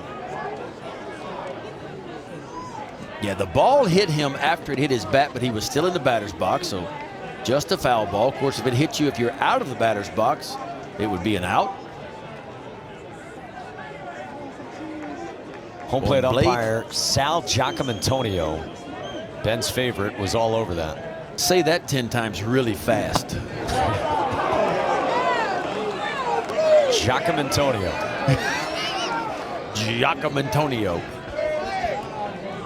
Almost sounds like a pasta dish you might order, you know? I'll have the Giacomo, please. I tell you what, Blade Tidwell's done a good job. He's got the first out of every inning. And I'm telling you what, as a pitcher, if you can collect the first out of every inning, the chance of the team scoring, the odds go way down from there. And that's where he's been really good for me.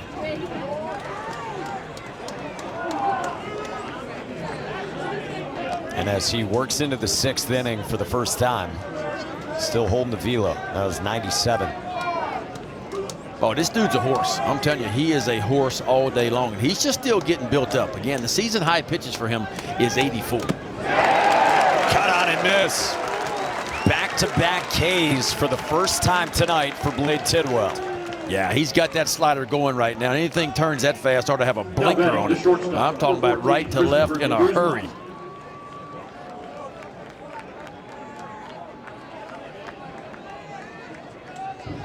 The Loretto, Tennessee native in his sophomore season. Now a late swing from Christopher de Guzman, startling his teammates. Yeah, and Tidwell still pumping 97 on that fastball here in the 6th inning, 73 pitches in.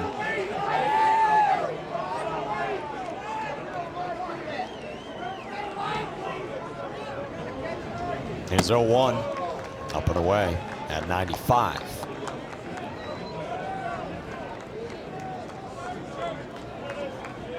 A fly out to left, a fly out to right for the Alabama State shortstop. Wave and a miss.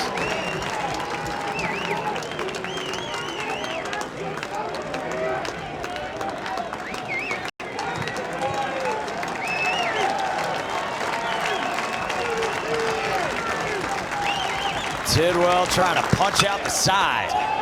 Instead, popped up. Left field, down the line. Stevenson calls and catches. It's a 12-pitch, 1-2-3 in the 6th for Blade Tidwell.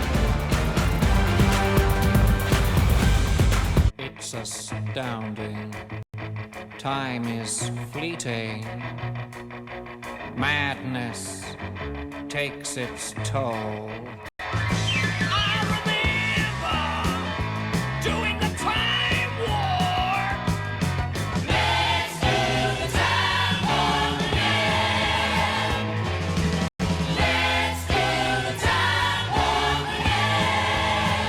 Just a jump to the left. Across the country, businesses have had to adjust how they operate and make difficult decisions to protect their employees, customers, and communities. While we don't yet fully know where this road will lead, we do know you don't have to walk it alone. When you're ready, Cox Media's team of experts will be here to offer thoughtful perspective on messaging and media planning as your customers are evolving how they watch, read, and connect. We're here to help you navigate this together. Cox Media, better together. Gaudy home run numbers all over this Tennessee roster, and the lineup offensively, 8 players with double-digit home runs, the most of any team in the country, from Lipscomb down to Moore.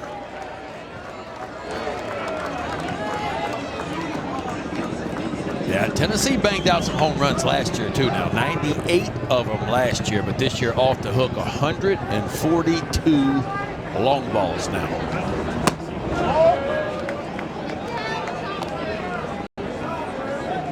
And last year in this regional, it was flying. So they almost hit 100 as a team last year. The what, 6 games of the regional last year, there were 32 combined home runs.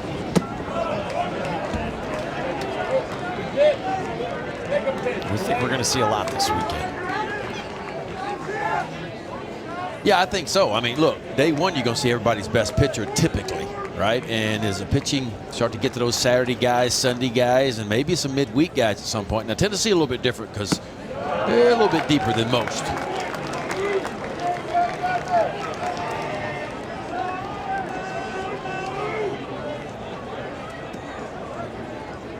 Blake Burke leading off here in the 6th. 3-0. There's a strike from Peyton Harris.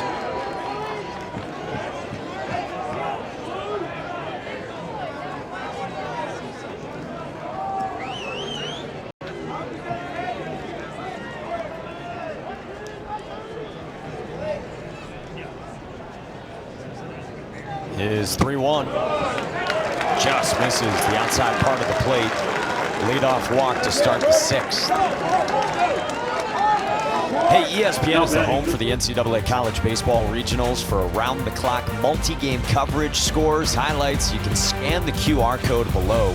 ESPN Plus subscribers can access expanded coverage with Squeeze Play. Matt Schick, Chris Budden, Mike Rooney, and Chris Burke. Vol royalty.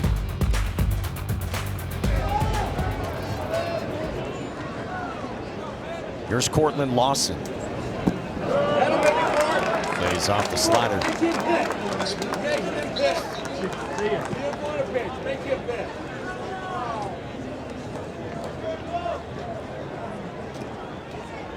I believe we're calling it the Hexabox if they go to 6 games at once on Squeeze Play.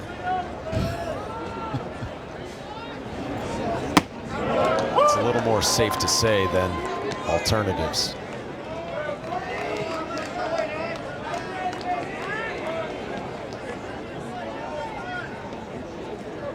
Stanford, by the way, I told you #2 overall seed. They hung 20 on the scoreboard.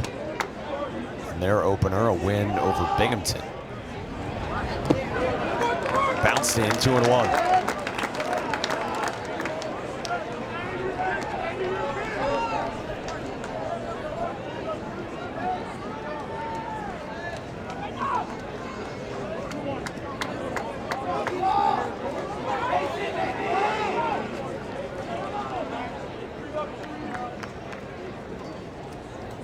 Harris deals. Hit hard. Left side, base hit. Burke rounds second on his way to third. First 2 have reached for the balls in the 6th. Well, this is what Tennessee does to you. They just keep on coming. You go back to the SEC tournament against Kentucky. 2-2 game going into the 8th inning. They exploded for 7. Championship game against Florida. A 0-0 ball game going to the 5th. They explode against Florida. And they have the ability to turn it loose and put up some crooked numbers in a hurry. 1st and 3rd situation here and nobody out in the 6th.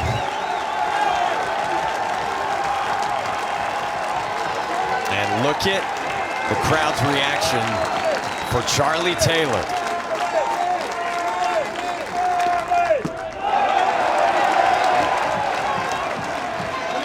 Inserted into this vaunted Tennessee lineup, among the best in the country.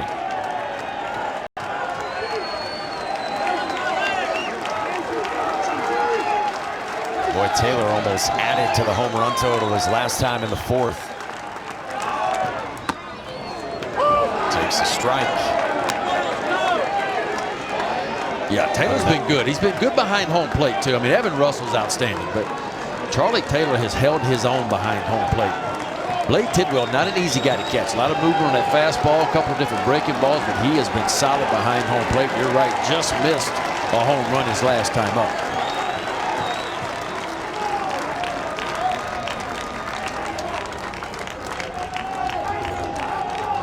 On hold, 1-1. He squares, drops it down.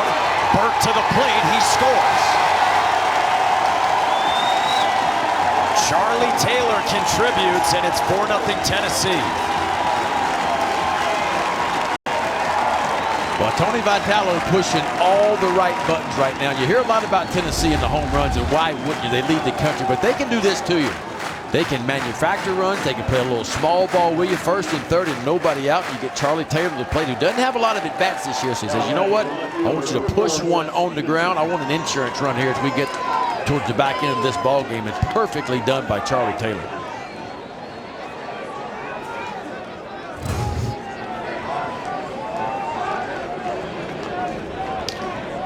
All smiles from the redshirt freshman.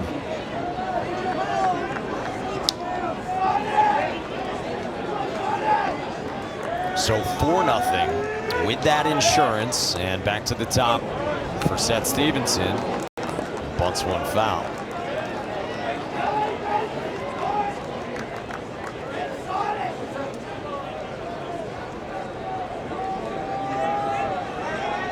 We We saw Stevenson run his last time, and Tony Vitello said to us, Stevenson's playing the best baseball he ever has, and he's doing it the way we want him to. Utilizing his speed, really good with 2 strikes, more balls on the ground. Better bunter, showed that against Florida.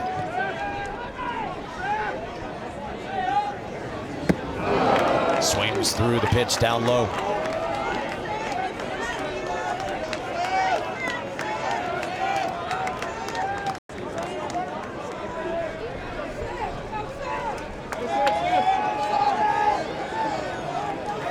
With Lawson at second. Harris deals. Cut on and miss. Up the ladder to strike out Stevenson. 2 gone. Now batting the first baseman, number 40, Luke Lipsius.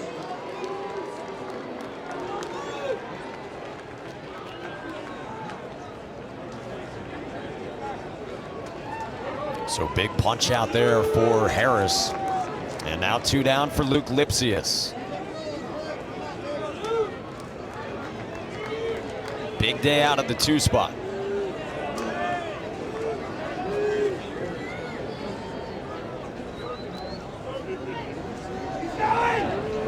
Left side, base hit. Lawson to the plate. Williams will not throw there. And Lipsius comes through again.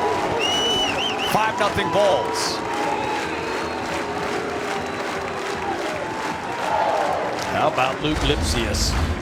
3 for 3 day, a double, 2 singles. This base hit here the opposite way. And this is what he does so well. And this is how you hit well over 300 in college baseball. Use the opposite field. Lipsius, a dart to the backside, and Tennessee chases home the 5th run of the game.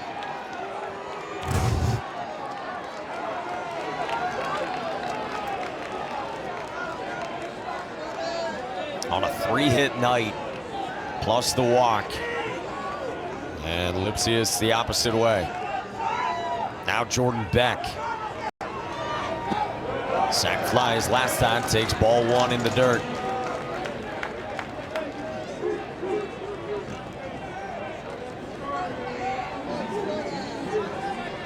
Tony Vitello admitted to us for Beck, as he has said down the stretch, that the numbers not as productive for Beck, but a lot of it is teams fear what he can do and they're going to nibble. And they're going to treat him as get out. And that ball is getting out. Long way to left. And got it. Crushed by Jordan Beck.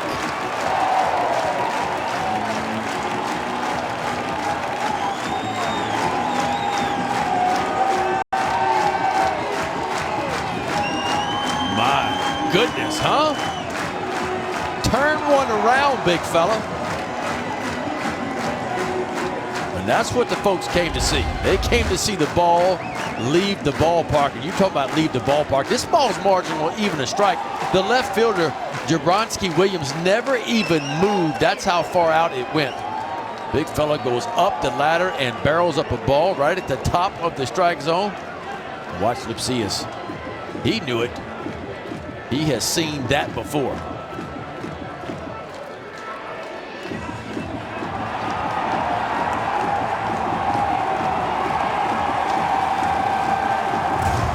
And the fans love it here at Lindsey Nelson Stadium.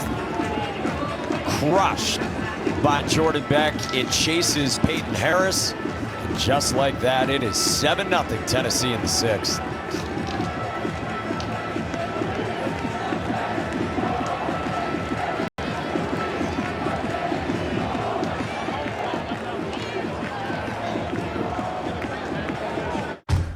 Search for high-quality parts and gives way to Osvaldo Mendez after the big fly from Jordan Beck.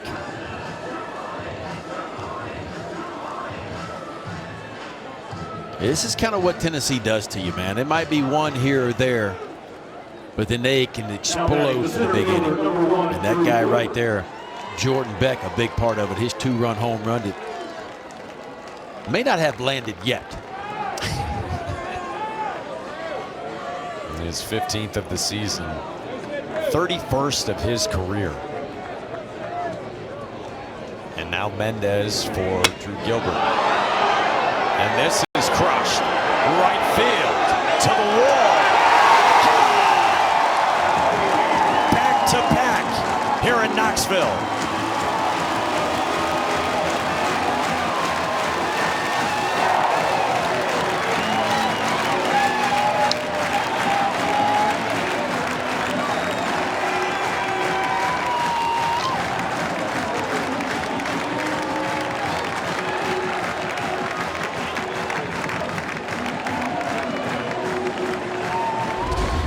Drew Gilbert, he tells Jordan Beck, you know what?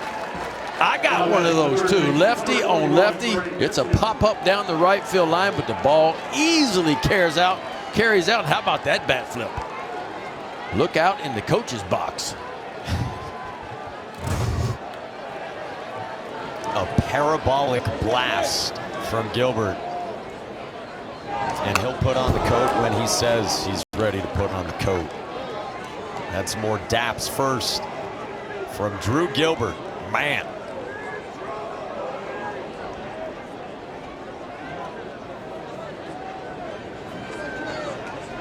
You said it, this is what they can do.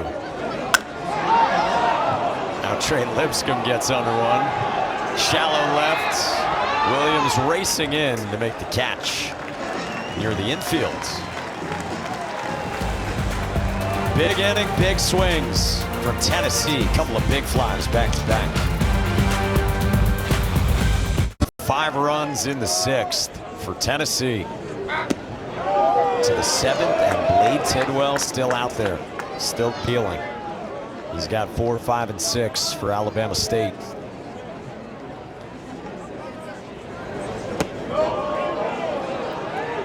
Boy, Beck and Gilbert back to back.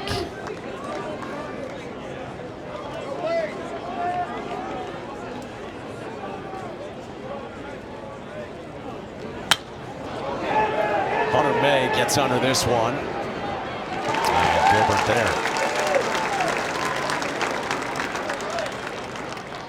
ESPN is the home for the NCAA College Baseball Regionals, and for around-the-clock multi-game coverage, for scores, for highlights, you can scan the QR code below. ESPN Plus subscribers can access expanded coverage with Squeeze Play.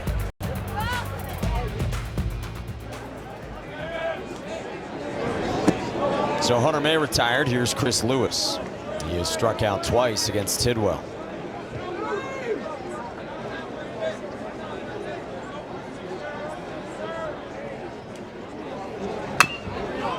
On the ground, right side. And Lipsius collects. A couple of quick ones.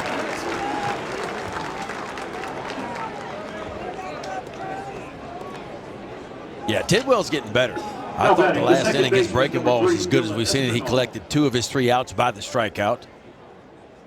He's throwing that power sinker, keeping it down, creating some ground balls, and been very efficient. Just 81 pitches in now, almost through 7.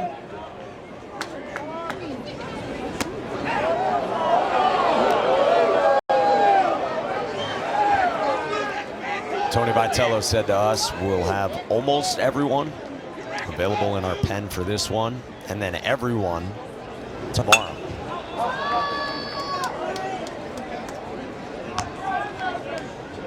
Boy, they got a big start from Camden Sewell on Sunday in Hoover.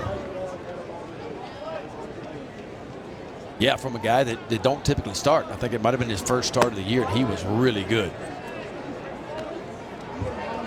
You know, and that's what it takes this time of the year. You get some guys that emerge, you put them in different roles. Maybe some guys didn't play a whole lot, and all of a sudden they get some opportunities, and that's what pushes you through and into the postseason. Tony Vitello joked that Frank Anderson made Tony feel bad about himself, because Frank Anderson was in the office yesterday saying, hey, Camden could have thrown a complete game on Sunday, but they wanted to have him available here today. Might not need anyone else. Tidwell is dealing. Lipsius with the scoop, and you hope Dylan Espinal is all right. Over by first. Took a tumble in the top of the 7th. Yeah, Luke Lipsius can do it over at first base. How about Lipscomb? Goes to the backhand side of one hopper and watch the pick right off the turf by Lipsius. The NCAA Baseball Regionals are presented by Capital One. Out of the stretch in Knoxville. All balls in this one.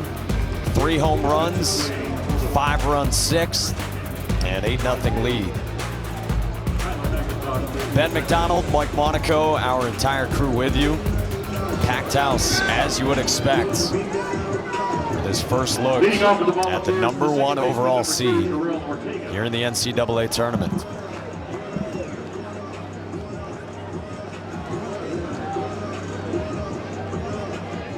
You know, the way it works for ticketing here, all season ticket holders for baseball, they had the opportunity for postseason tickets, and then just a limited number of single session tickets to the general public 90 minutes before each session.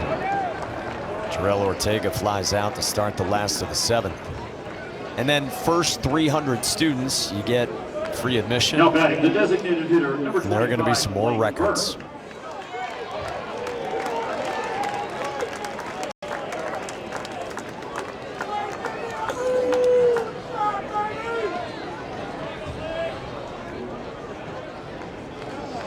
Here's Blake Burke. He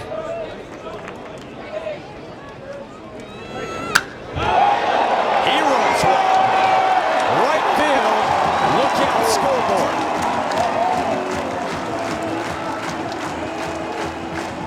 A rocket to right.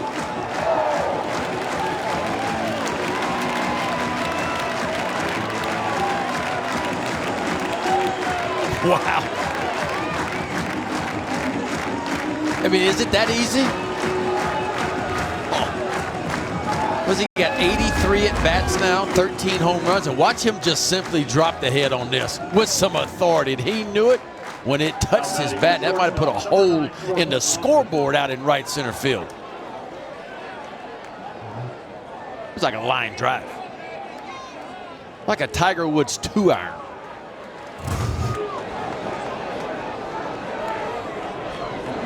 We need the exit velo on that. Wow. Had to be 110. Had to be 110. Had to.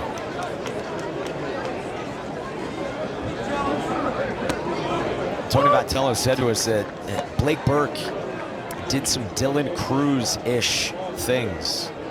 And the home run that he hit in Hoover, he said it'll be talked about for the next decade at that place. Yeah, it was hit so high, it almost like it drew rain. Like it almost went out of sight.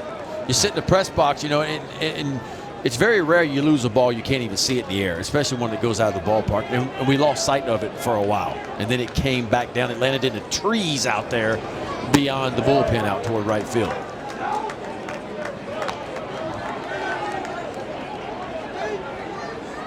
Smoked.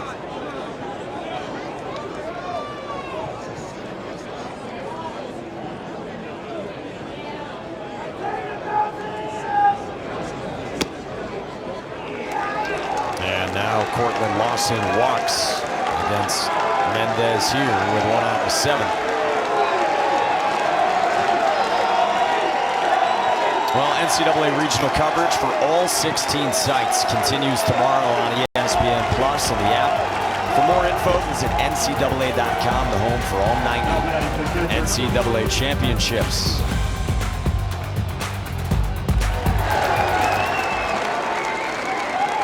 And a fan favorite has been born tonight in Knoxville.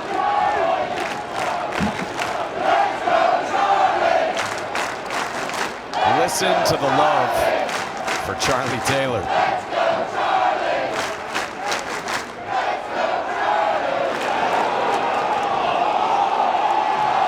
And a balk on the pickoff attempt. Austin to second.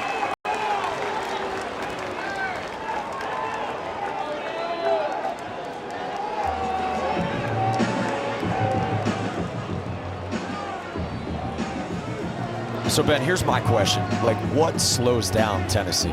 We've talked about how good they are. Now they can field, they can pitch, they can hit.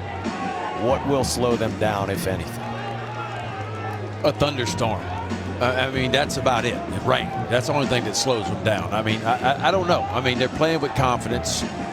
They have the pitching to back it up, the defense. They can small ball you, which we've seen today. We've seen the long ball to go with it. I don't know what slows them down. It's going to take a big-time pitching performance to slow them down.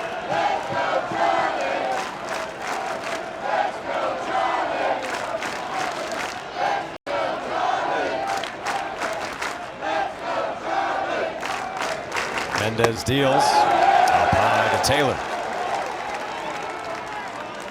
And when you add all the home runs up now, what is it, 4? So they're at 145 now, which puts them 8th all-time in the history of college baseball in a single season.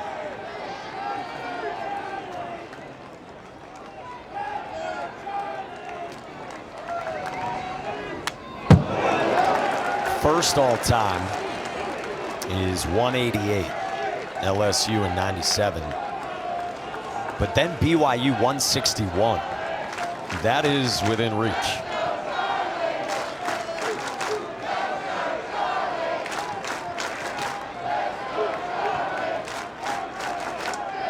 Ortega, Beck, Gilbert, and Burke. Nubbed off the end of the bat and foul up the first base side.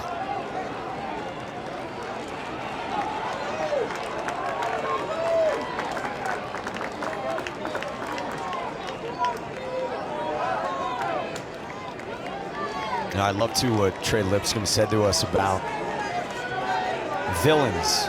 He said in Hoover he got on first base. Trey Morgan said to him, "Hey man, like people say you guys are so mean. You guys aren't. You're just really good."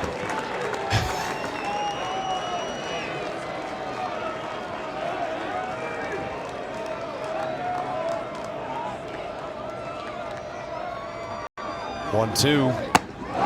Cut on and miss. 2 down.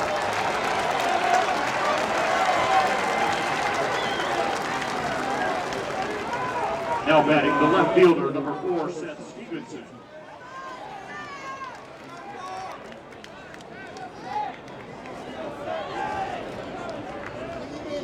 Now to the top for Seth Stevenson.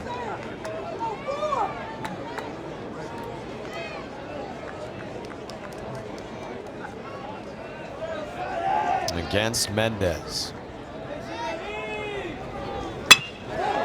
On the ground, left side. And de Guzman's throw, not going to get him. They're at the corners.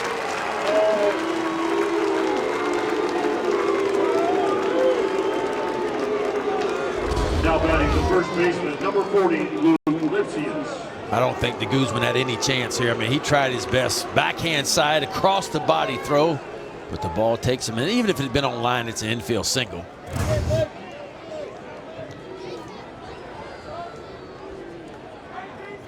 It's exactly the way they like Stevenson play. Put it in play, get aboard, use the speed. On the 14th hit tonight for Tennessee. And now Lipsius. He's got 3 of them. Good block by May.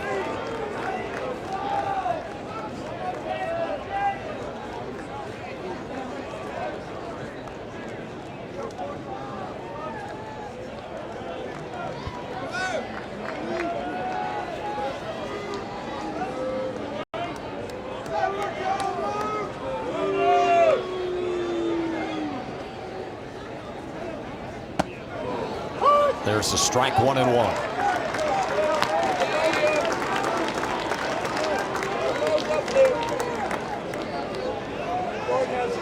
Lipsius turned 24 a couple of weeks ago. 6th-year senior in his 213th career game.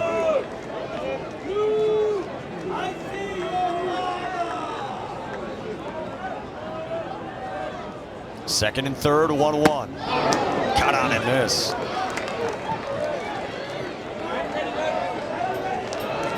Boy, Lipsius, boy, he hangs in really good when he faces the left-handers, too. And that's the key on lefty matchup. If you watch his hips and his shoulders, he's typically going right towards the pitcher.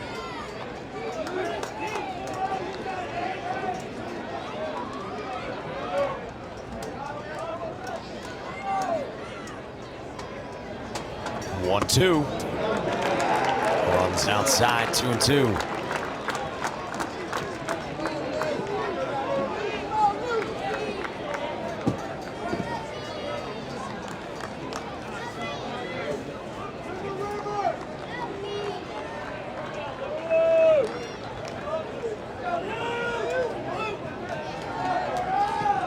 Mendez trying to leave two here in the 7th. 2-2 in the air toward left center. And Mato strips back. Inning over. For Tennessee in the 7th. Tennessee adds on a solo rocket by Blake Burke in the 7th.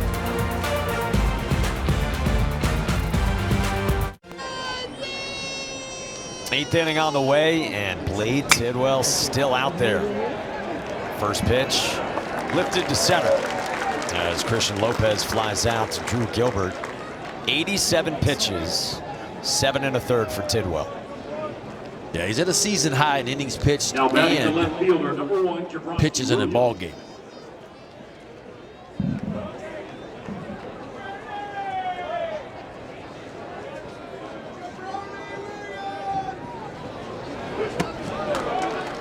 Swinging strike one on the slider to Jabronsky Williams. Strikeout swinging, popped to short for Williams. Yeah, Tidwell now has retired 9 in a row.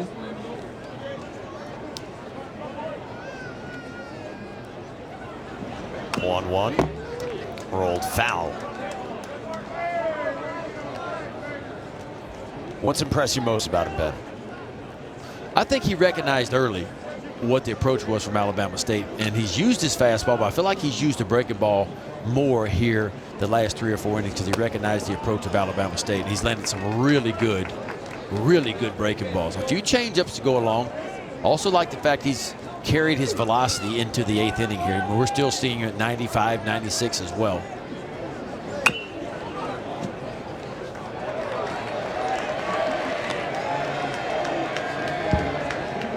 Jabronsky Williams driving up the pitch count by a few here. On pitch number 93. 2-2. Full count.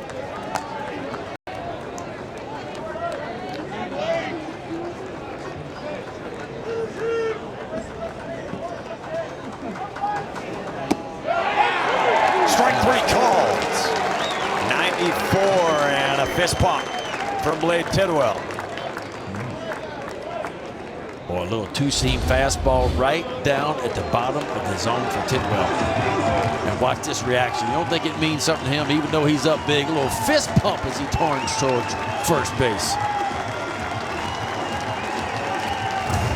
And he will exit after 7 2/3 of shutout ball. What a performance from Blade Tidwell in this regional opener in Knoxville.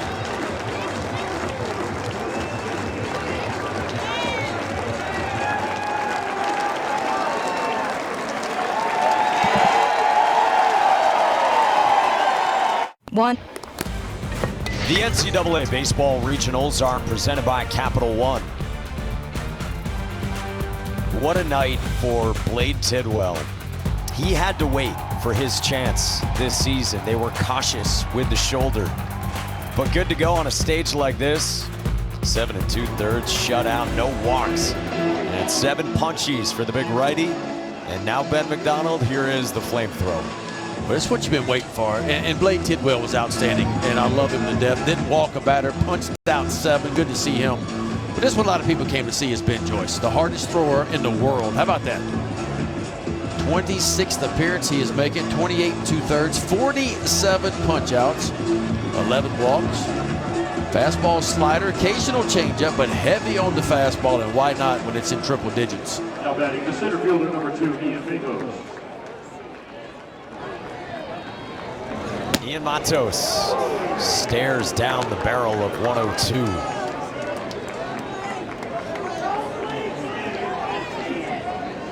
.354 pitches this year for Joyce, at better than 100.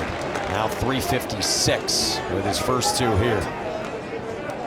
Among all the pitches tracked in college baseball, Division I, the rest of the country, 101 such pitches, and Joyce now has 357 of them.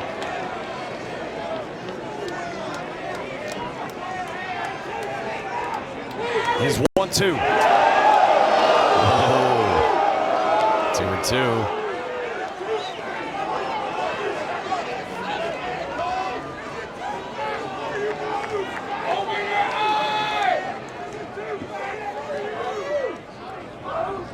He deals. Struck him out. Ben Joyce with a punch out to end the 8th.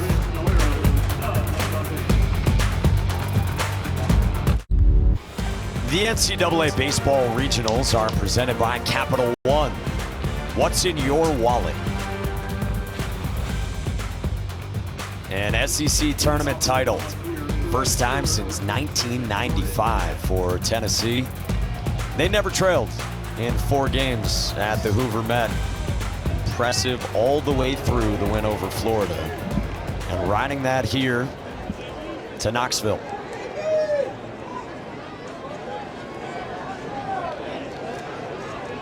They bat in the bottom of the 8th inning with Jordan Beck leading off.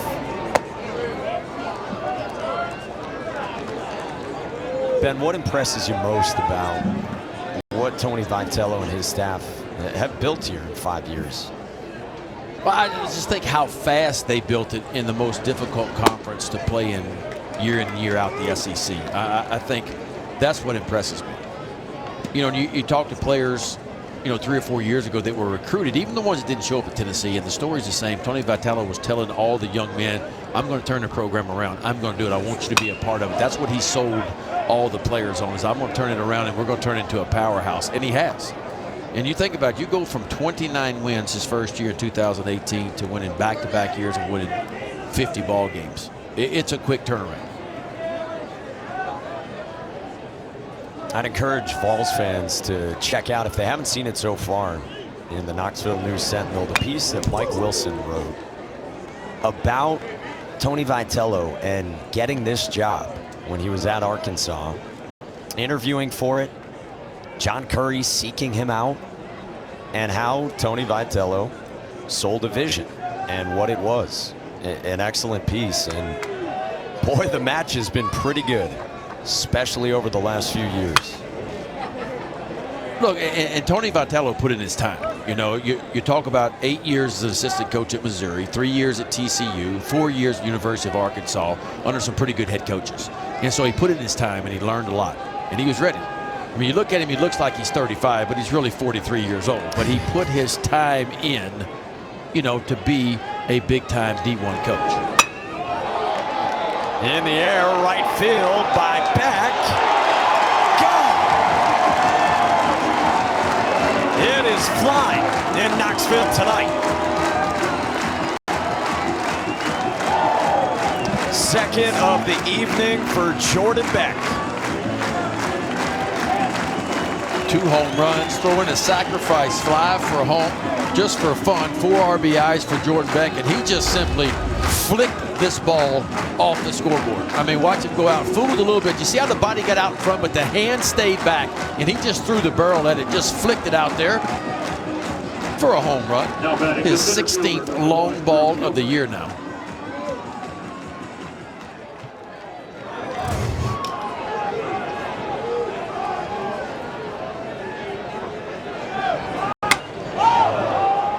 Drew Gilbert, first pitch swinging to the left side of the diamond to Lopez.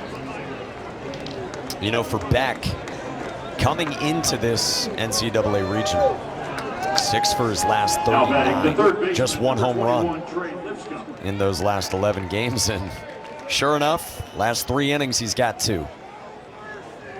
Well, if he gets pitches to handle, and so far in this game he's got some pitches to handle, he hadn't missed them.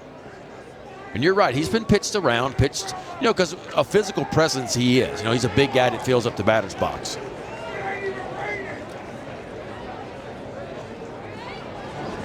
And now Trey Lipscomb swings through the first.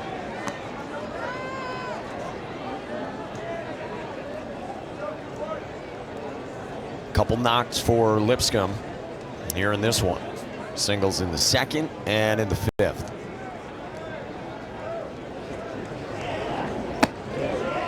Outside from Osvaldo Mendez.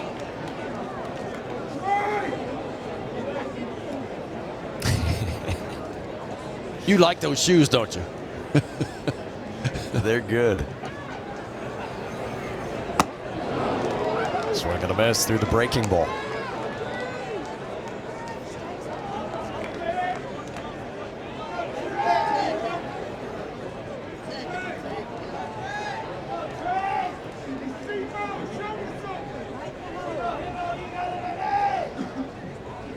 One, two.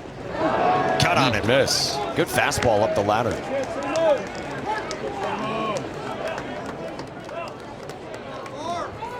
Hey, a reminder, you can check out Squeeze Play, the home for NCAA College Baseball Regionals, ESPN Plus. Scan the QR code to lock in around the country. 64 teams in action.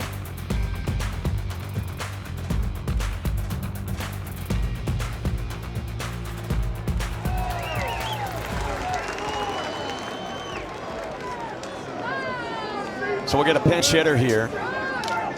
And Jarrell Ortega's spot in the lineup. It's Christian Moore. Talented freshman from Brooklyn who's started a bunch this year. And like Blake Burke, double-digit home runs.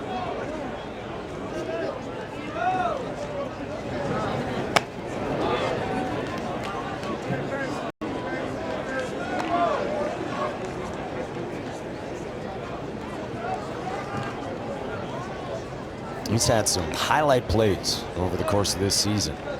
Tony Vitello said to us, he looks like a NFL quarterback, safety, whatever position you name it. He is well built, he is athletic, he has swung a good bat.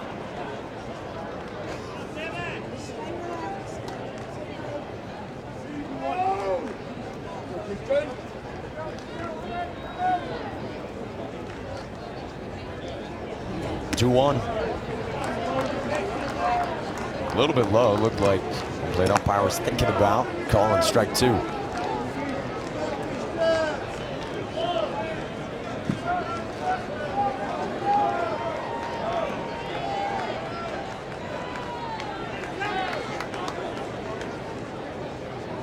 Three-one.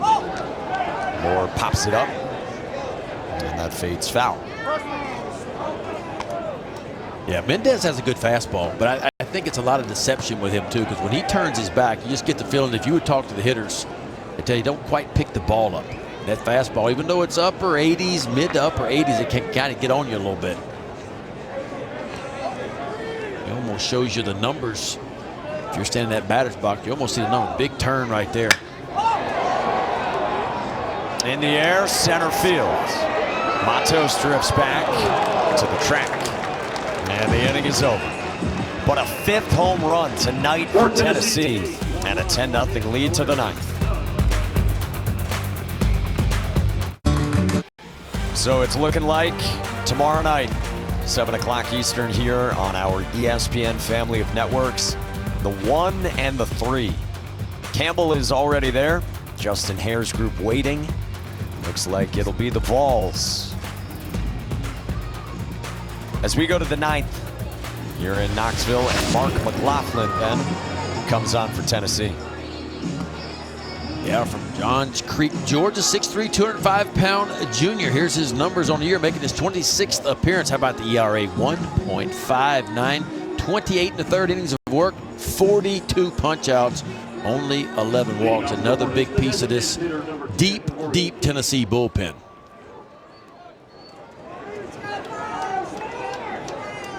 As a staff, as a bullpen that is, it's a 2.40 ERA.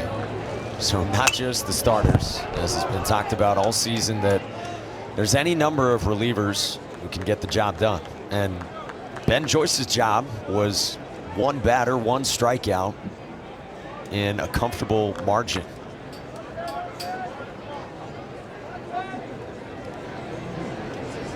Corey King, the batter. Pops this one up, foul ground. Lipscomb runs out of room. Yeah, I mean, you talk about Tennessee's ERA. It's the only ERA in the entire country as a team that begins with a 2. I mean, everybody else is, you know, Southern Miss has had an outstanding year. They're number 2 in the entire country, but it's 3.16, and it's not even close to what Tennessee's is. That's how dominating they have been.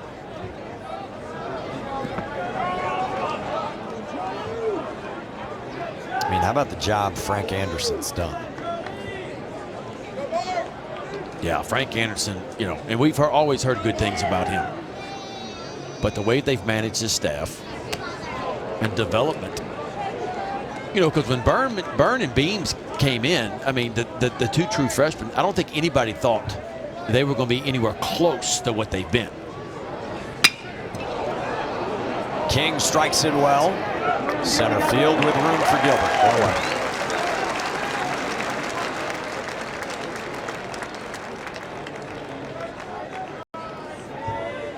And for a team that had lost a lot of key arms. Now batting the second baseman, number 8, Tyler McIntosh. And you asked about Burns and what role he fills this weekend, and well, the answer was sort of playoff mode, and that's what they've been in now over the last few weeks. Yeah, and Dolander too, right? He transfers in from Georgia Southern, and you know, you look at his numbers last year at Georgia Southern, they're not anything close to what they were this year. And that's what you hope you get. You hope you get some big time arms and you can develop them and make them better.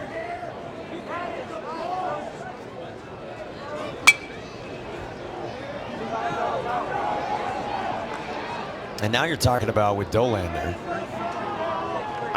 1-1 potential next year. Well, yeah, I mean, I think so. If whoever has the first pick in next year's draft, you know, if they're looking for a starting pitcher, he's your guy. You know, Dylan Cruz is named and mentioned towards the top 2, the center fielder for LSU. But those guys will certainly hear their name called, assuming they both stay healthy, in the top 5 of the draft. In the first round, top 5.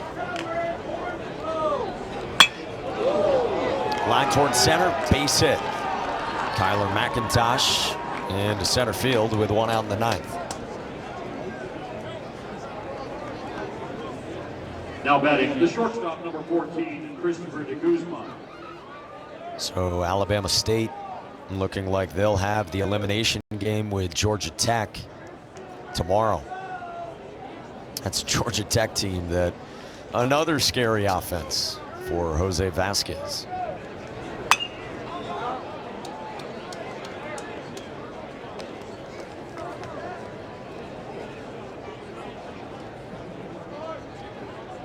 Three flyouts for Christopher de Guzman, the veteran shortstop.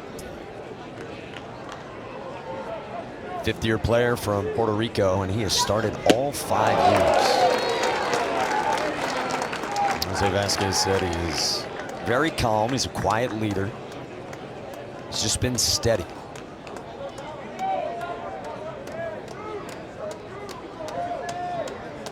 More than 700 career ABs. Lays off the fastball up.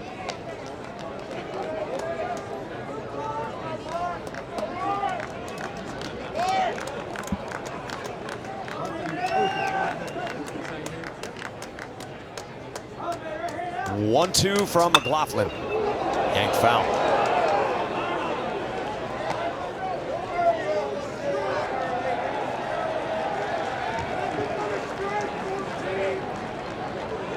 Well, this crowd has enjoyed themselves today. And why not?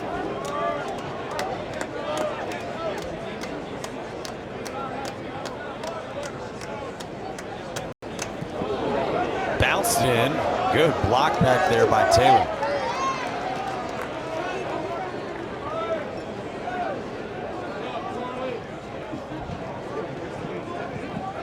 And they've been enjoying themselves since the outset of this season. Opening day here, it was 42 degrees. And they still set the opening day attendance record. On the turn, not in time. 2 down. Well, tonight the SEC Now team will have a complete breakdown of the regionals. Coverage starts 11 Eastern, 10 Central here on SEC Network and the ESPN app.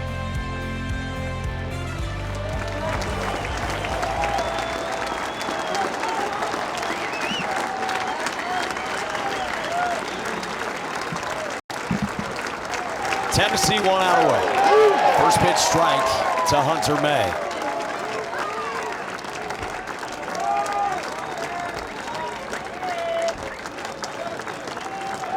Regional opener last year, they needed the dramatics from Gilbert. A little different here this season.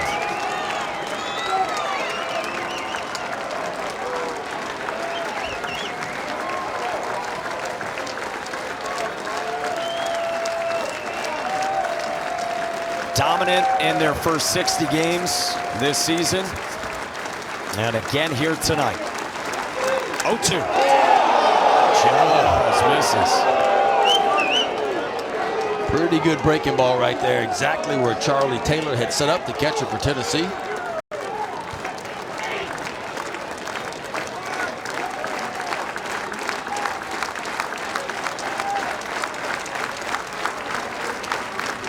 One, two. He is outside.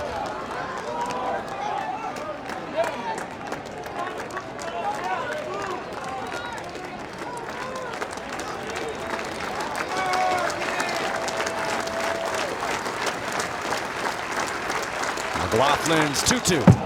Up high to the backstop. And Guzman advances 90.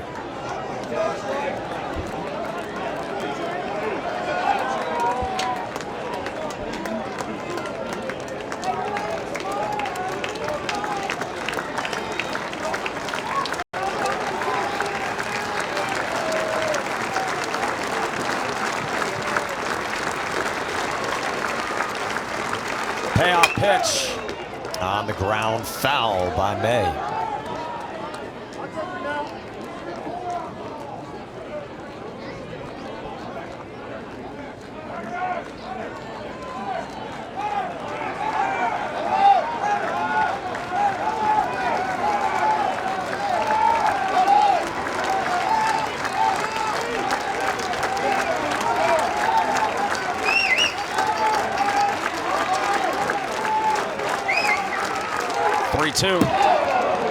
May stays alive. It'll be interesting to hear as well what the word is on Evan Russell post-game from Tony V. No doubt, because he is a big part of this team.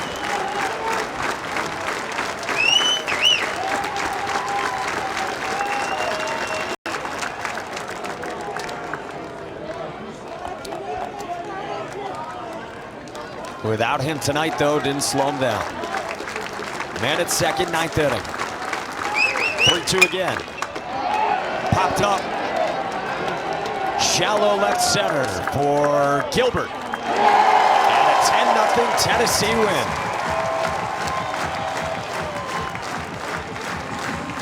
Step one in what the Vols hope will be a lengthy journey over the next few weeks. 10-0 to final over Alabama State. Yeah, Tennessee is who they are, and this is what you thought you'd get. The #1 pitching staff played. Tidwell was unbelievable. Then when you talk about the offense, more home runs than anybody. They hit 5 of them in this ball game. So typical Tennessee performance. Outstanding pitching, elite offense.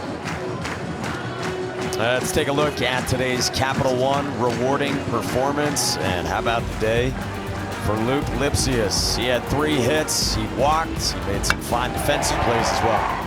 Yeah, he did it on both sides of the ball. This is what you get from your 6th-year senior, right? A guy that makes a difference on both sides of the ball when it matters the most. Some big-time base hits. He drove in 1, 3 base hits. I thought he had 2 outstanding plays on defense to get Tennessee off the field. So the 6-year senior made a difference today. Productive for Lipsius, part of a lineup that piled up 15 hits in the 10 runs. The big inning was in the 6th with a 5 spot and 5 home runs. Business as usual here in Knoxville. So they will move on and play tomorrow against Campbell, and in the elimination game, it's Georgia Tech and Alabama State. For our entire crew behind the scenes, for Ben McDonald, Mike Monaco saying so long from Knoxville. Tennessee wins it 10-0.